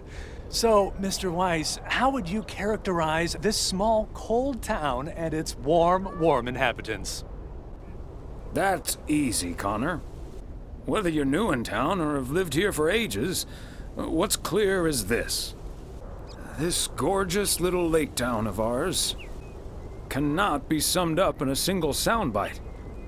But one thing's for certain. When the low winter sun hits that shimmering water just right, you realize Providence Oaks is breathtaking. And wherever you are or whatever you face, this is home. And cut. That's so sweet, Thomas Weiss. Completely unusable, but sweet. I know I've got goosebumps. Yeah, that went well, kind of. Now, let's scout out the establishing shots at the far end of the pier. Let's go, Connor. Aye, Captain. Gabe, you can take 5. My advice would be to take those 5 in the van to reduce the risk of any further ass freezing off incidents. Noted. Thanks, Ilsa. Mr. Weiss. Thomas, sir. Hi, Gabriel. What's up? Just that, well, we'll be ringing in the new year right here in Providence Oaks. So, my mom is shipping over my tuxedo. Can you make sure it arrives okay? She says she clearly marked the package Serrano Room 2. Oh, of course. Mailman's promise. So, how did you and Ilsa like the movie? Oh man, it was beautiful. Heavy stuff, though. At the end, Ilsa totally had tears in her eyes. And, well, so did I. There is something else I wanted to ask you about. I guess I'm curious. How did you, woo your wife? It's pretty simple and cliched. She's my high school sweetheart. I took her to the fairy tale dance. We snuck off to smooch under the bleachers, and the rest is ancient history. But I'm guessing that doesn't help you with what you really want to know. You want to know if you should make a move on Elsa. Shh, keep it down. Don't mention her name. But yeah, I'm terrible at that kind of stuff. It's just, you seem like a wise man. I'd really appreciate your advice. Well, okay then. My advice is to think about how things felt last night. Let that guide your decision. It might sound corny, but you can't go wrong following your heart. Wow. And is that your definitive judgment? Absolutely. That's the best I can do. All done. Hey, what are you two schmoozing about? A mailman never tells. Excellent. Now start the engine, Gabriel. We're rolling out pronto. Man alive, it's cold today. On it, Mr. Price. Thanks, Thomas. You've been a huge help. So, take good care of that tux, yeah? Will do. Bye, folks.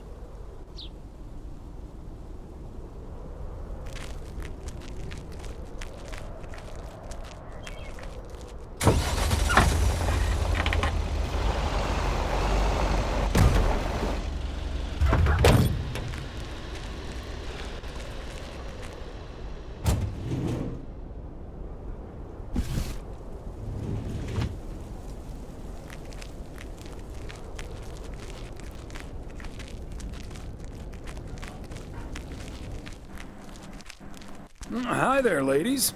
Hi, Thomas. Hello, Thomas. Well, this looks cozy. It is. You just dropped in at the good part. Oh, the good part? That's my favorite part. Well, I actually really need to get moving with the New Year's party coming up. Okay, so before I leave, we had this awesome girls' night yesterday, thanks to Beth. It was hilarious. When I first saw where we were going, my brain went, oh my God. And when the guys showed us what we were going to do, my brain went, oh my God. And when we started, it was so yuck, but also so cool, you know? I've never done anything like that before, and I love that I got a chance to find out. But then again, I doubt that I will ever try it again. Ah, yes, the girls' night. What did you end up doing? We made haggis. Oh, gesundheit. I said haggis. It's a Scottish dish made from a sheep's liver, lungs, heart, and suet, all stuffed into a sheep's stomach. It's this fascinating traditional gourmet staple stemming from the 15th century, would you believe? Poems have been written about it. Meat on top of meat? Sign me up. I have some leftover from last night, if you're interested. It was so gross. I'll have nightmares about zombie sheep for weeks. Bleh. Okay, hate to leave you two, but I really have to sort out this delivery ASAP. Maureen will go bananas. Talk soon. Thanks again for the great evening, Beth. Bye. Bye, Kay. Well, now, I really should get back to the grind as well. Those New Year's price reductions aren't going to fix themselves. Hold on, Beth. Quick word about Saturday. Oh? What's on your mind? Is everything okay? Yes, I'm fine. Don't you worry about me, Thomas. I'm fit as a fiddle. Now, if that's all, I really need to get back to the bookstore. Beth, come on. You have been acting a bit strange lately. What do you mean? Standing outside in the cold with a parcel like that, it feels off to me. Okay, you've got me. Can we sit down here for a bit? Heavens, I do feel a bit caught out. But I have to admit, it does warm my heart to know that I cannot fool my friends. Well, out with it, Beth. You see, it's my eyes, Thomas. I have glaucoma, which means my optic nerve is deteriorating. I found out a few months ago. Oh my gosh, Beth. That's terrible. Thank you. It was a bit of a shock at first.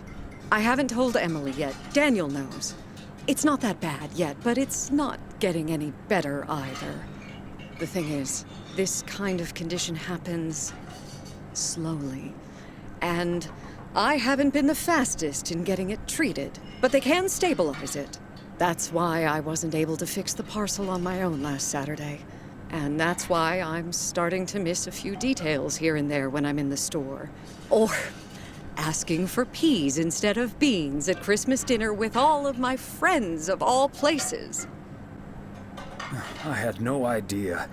Is there anything we can do to help? It's sweet of you, but there is no need to treat me any differently.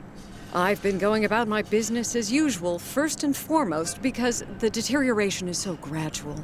Until I couldn't really do the little things anymore. Things like reading small print are getting difficult, which was a painful thing to accept at first.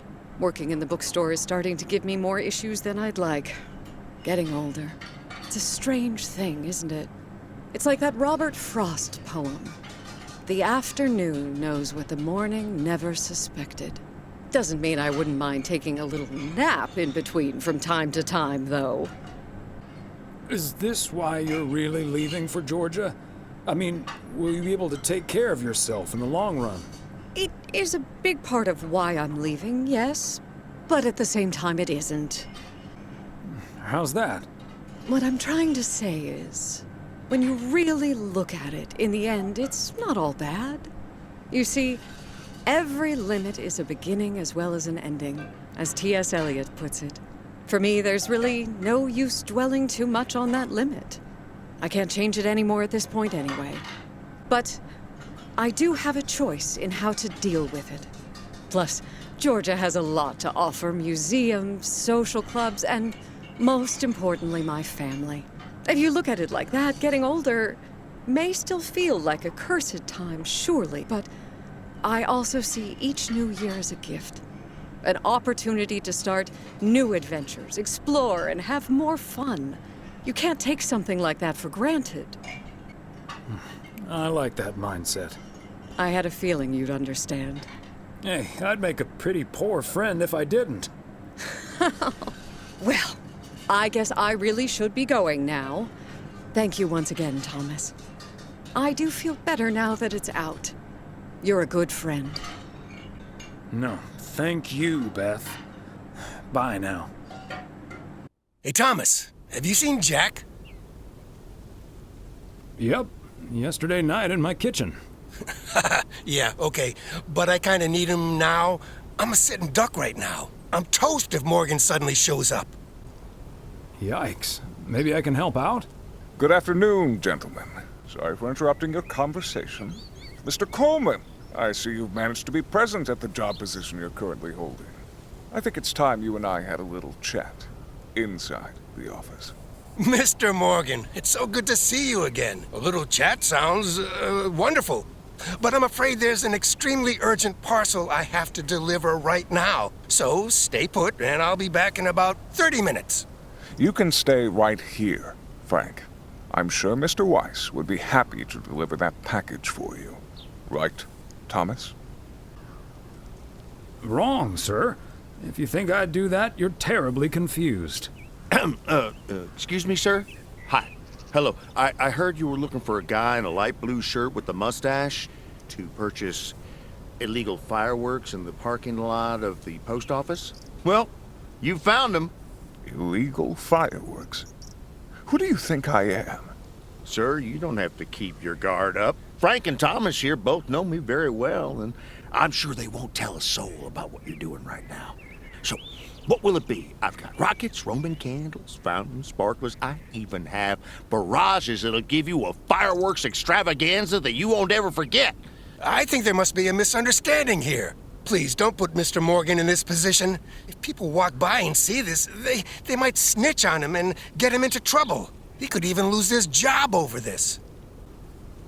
Yeah, why don't you go inside so you can do your dealings without all these prying eyes around? I'll tell you what will happen now. I'm going to get in my car, start the engine, drive home, and pretend I did not just spend 3 days in Providence Oaks for absolutely nothing. Sir, if you take a left at the deer statue, you'll eventually pass my barn, and I can fill your trunk there in just 1 minute. Do you have cash on hand? Gentlemen, I'll be back next year. Frank Coleman, your luck will run out one day. I wouldn't bet on it. Tally-ho, Morgan. Great job, fellas.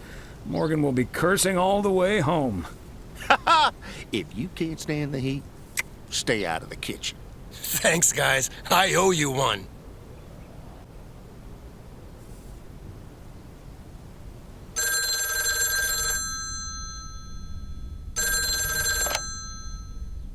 Hello? Evening, Thomas. It's Maureen. Oh, hi, Maureen. If you're looking for Emily, she's at the motel right now. I was actually looking for you, Thomas. I don't know what to do with this Nancy situation. I get so worked up just thinking about it. And that usually gets in the way of doing the right thing, you know? I need to talk to someone who's a bit more emotionally detached from the situation. How can I help you, Maureen? Simply put, I don't know if I should give in to that Nancy Carlisle and her overpriced snacks, or tell that woman to take a hike. But then we'll end up with a lackluster New Year's Eve party. A party is about having a good time with people you like. Who cares if the snacks aren't great? That's what I'd like to think as well. But I just don't like to disappoint people. People should be glad you're throwing a party at all. They can leave if they don't like it. I think you're on to something there, Thomas. I'm not yet totally sure what I'm gonna do, but at least my mind's at ease now. Thanks for lending me your ear and advice. You're a doll. You're welcome, Maureen. Take it easy.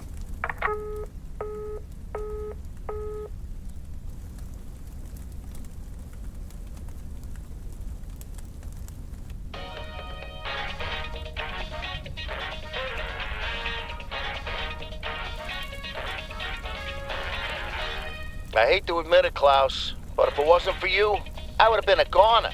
Ha! You can't say that about the other guy. You betcha!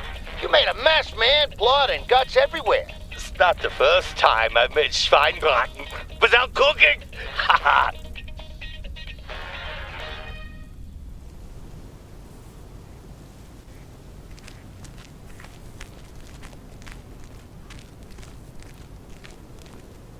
Good morning, P.O.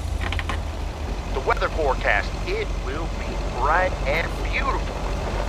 Just to the last P.O. positive or pet peeve of the year. It's one from yours truly, who'd like to end 1985 on a positive note. P.O. positive or pet peeve?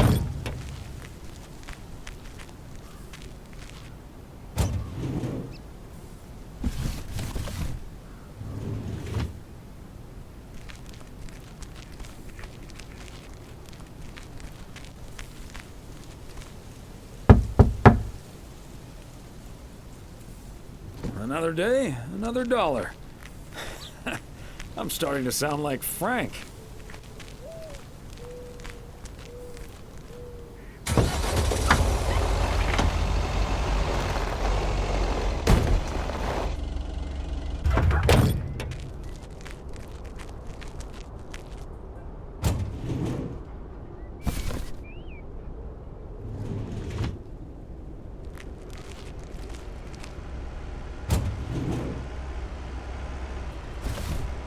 Okay, let's get this to its destination.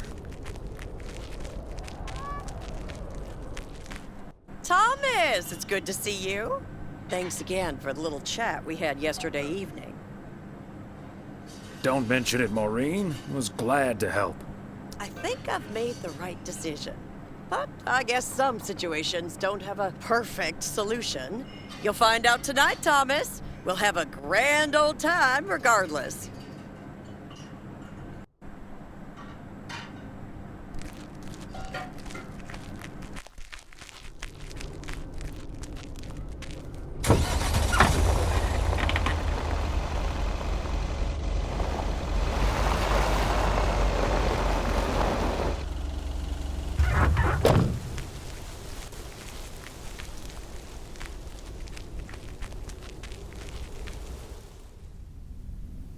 Oh, hey, Thomas. We're about to do a little interview, but you're welcome to listen in.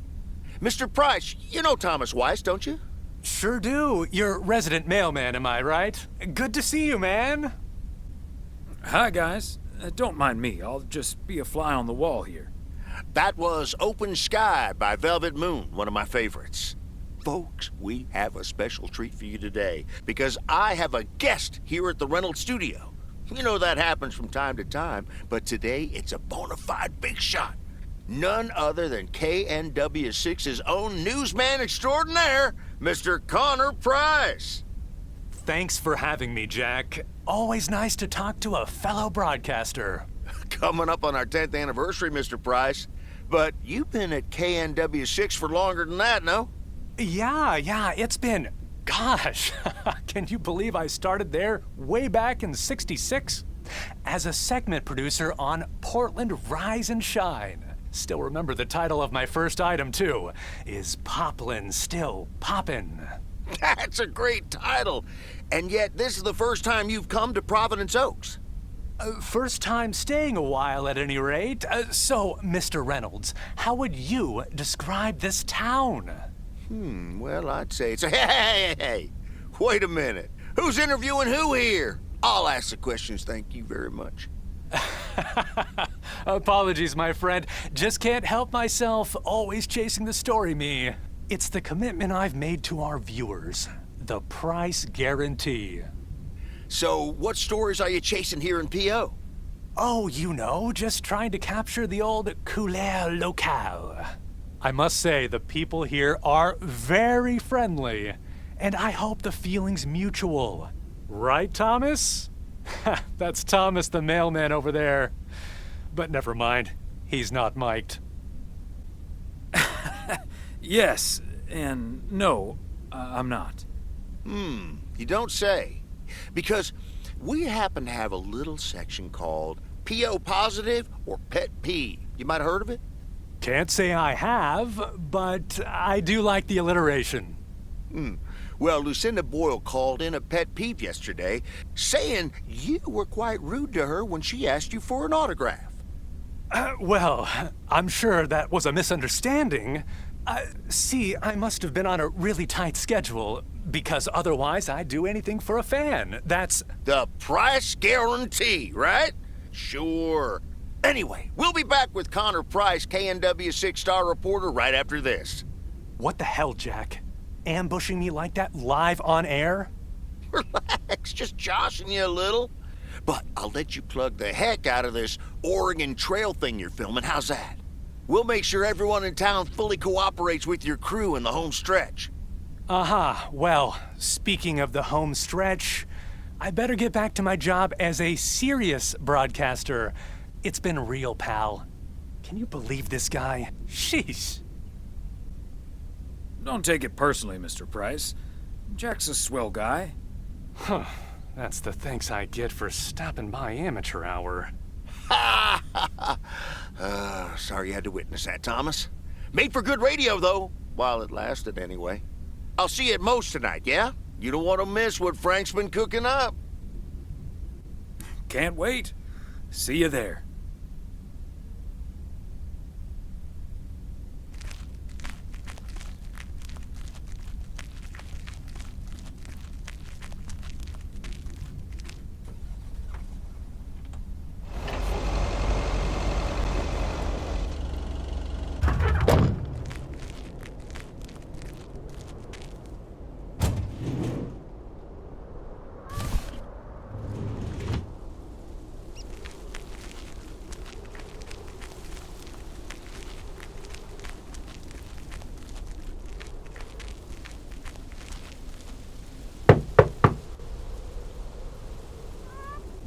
P.O. Tuxedo Service.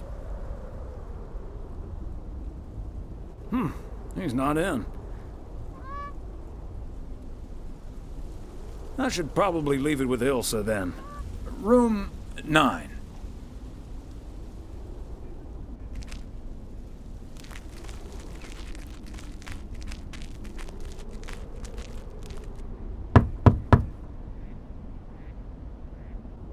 P.O. Tuxedo Service.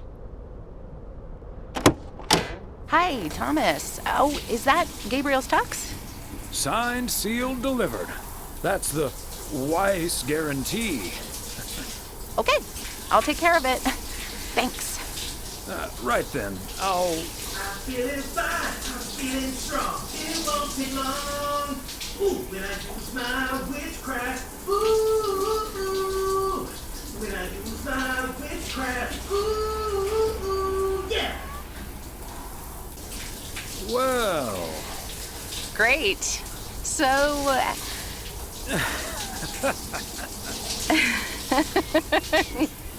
See you tonight at the diner. Oh, and thank you. My pleasure, Ilsa.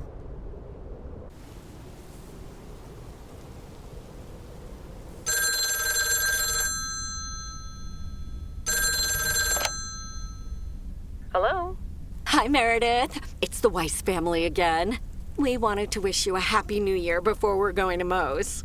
Hey, thanks. We've got a little over an hour left here before it's 1986. You'll watch out for those fireworks, won't you? They're so unpredictable. I will. I'll probably stay inside anyways. We've got 4 more hours to go, but Happy New Year! I'd rather be early than late. Are you going anywhere to celebrate? Thanks, Dad. We're all a bit drained after making the deadline. Some guys from the office were going to do a ER Kung Fu tournament, but I didn't feel like it. A Kung Fu tournament? On New Year's Eve? Yes, Mom, it's a video game. But Tess and I are going to watch Trading Places instead at my place. I think that New Year's Eve is overrated anyway. People seem to think it must be the best night of the year, but all you usually get is a lot of drama and a solid hangover. My New Year's resolution was not to make a big deal out of New Year's Eve anymore. And it looks like I'm not going to break it. But don't let that ruin your evening. I totally understand you, Meredith. My best New Year's Eve was actually one I spent all by myself. I don't know why, but that night I've never felt more at peace. And most parties aren't worth the hangover anyway. Maybe that's because you usually forget half of what happened. Sorry, Meredith. Your father's memory needs a little grease between the hinges. Like starting the car in time before going to Moe's? Bingo! Okay, guys, I won't hold you up. Have a great evening, and a Happy New Year. Love you.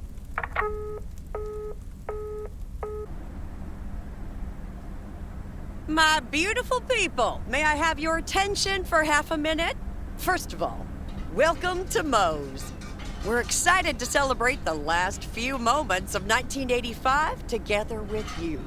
It was quite an undertaking to host this New Year's Eve party at the last minute. So if you feel like the snack situation isn't up to standard, you're right. But we do have enough tater tots, french fries, potato wedges, and potato pancakes to feed the entire village. Thank you so much for that, Jack. And thank you all for coming. Cheers to a great evening. Well, if it isn't my favorite KNW6 news team. In the flesh. Hi, Thomas.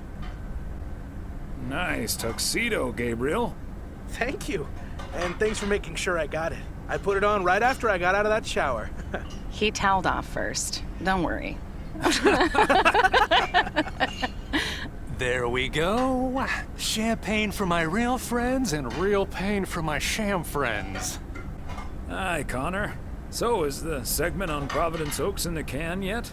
Almost, my friend. Still have to shoot the countdown to the new year. Hopefully that gives us the ending we need. I've been promised a spectacle. Easy on the alcohol there, Connor. We still need you on camera. Can't have you slurring your words. Slurring my words? Whatever do you mean, Ilsa? Quit fooling, you guys. It's getting close to midnight. Let's set up and get ready. Showtime. Okay, getting into character. See you on the flip side, mailman. Hi, honey. There goes that Connor Price. Would you believe the motel had to custom order a blow dryer just for him? He tipped generously, though. Oh, is that Beth sitting over there? Let's join her. Good evening, my dearest of friends. Almost time for Old Lang Syne, eh? Did you know that Old Lang Syne was written down by Robert Burns in the 18th century? And that he based it on an old Scottish folk song? He wrote it to a different melody than the one we sing today, but I have to say, I do like this version. And it's often sung after a special dinner where haggis is served, would you believe? Honestly, Beth, I don't know how we'll get by without these fascinating facts when you're gone. Well, I will still be selling sets of encyclopedias at the store for a few more months if you need them. I'll cut you a nice deal. Only if you'll help load them into my truck.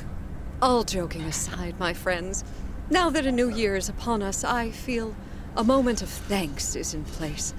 I know I've kept my situation from you for a while, but now that it's out in the open, I honestly don't know why I didn't share it with you sooner.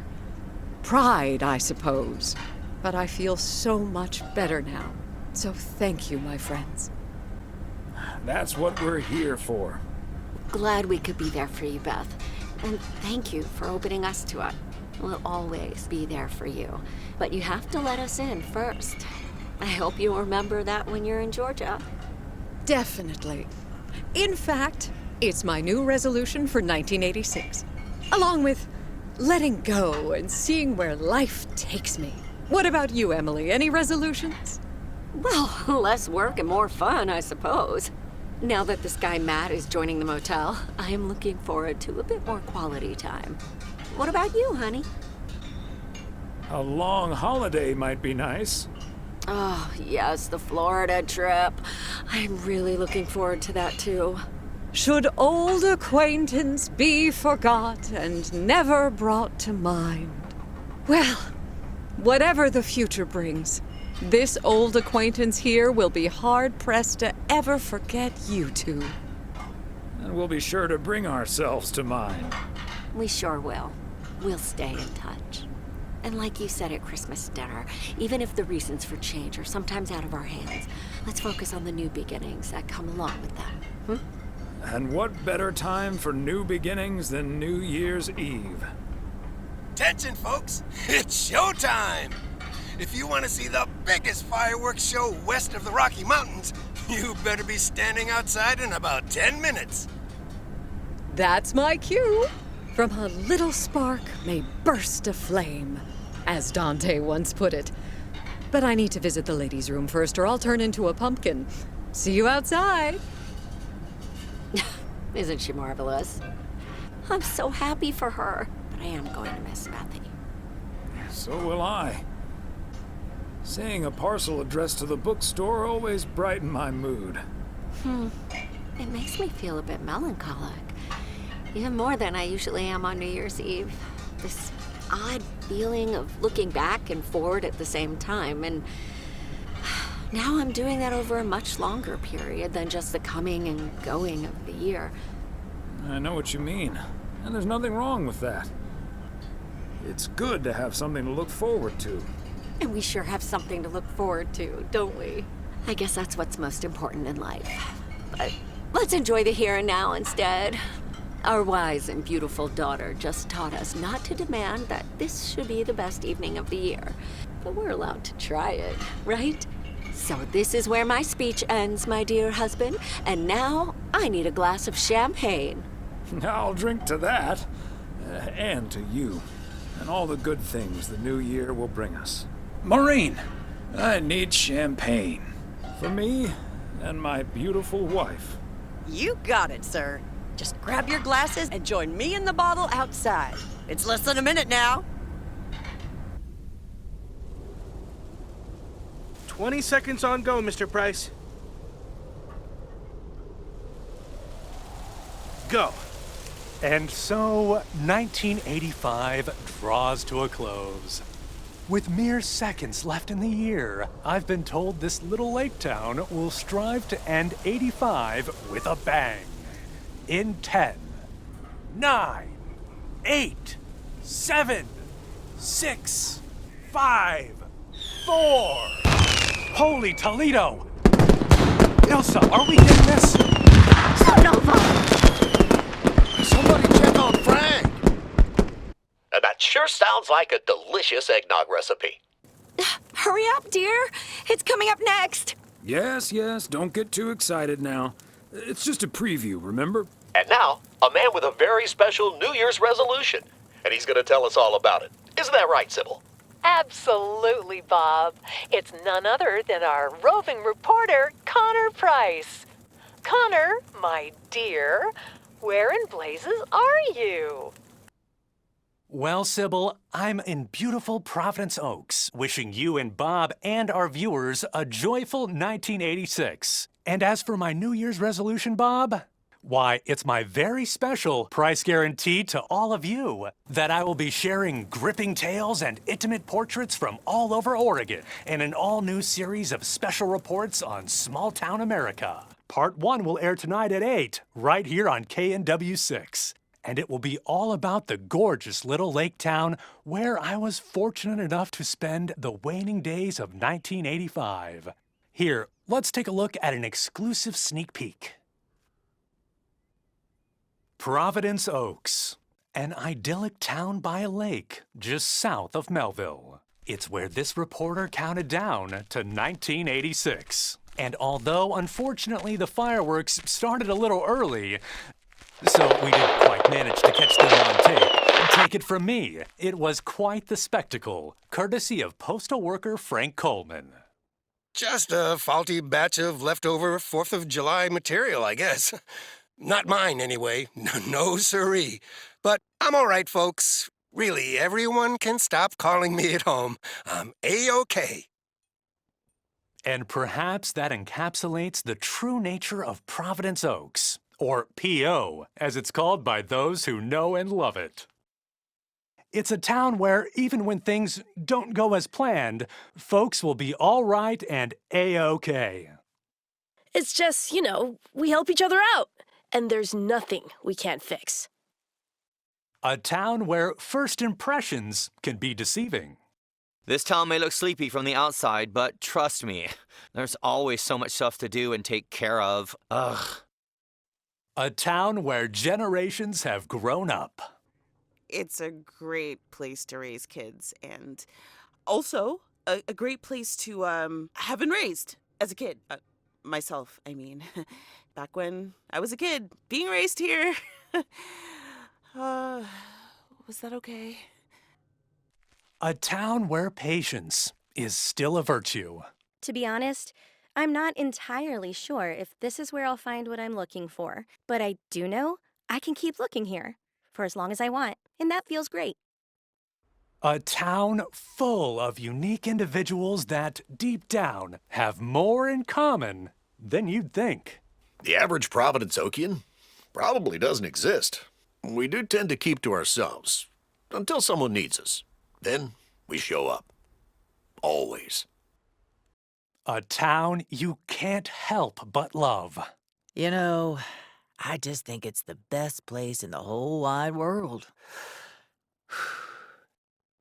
Sue me. And where everyone has a story to tell. To me, it's all about the people. Because... Yes, well, leave it to the mailman to say it best. This is home. Indeed. Providence Oaks, like so many other places in our great state of Oregon, is a small town with a big heart. This is Connor Price, KNW6, P.O.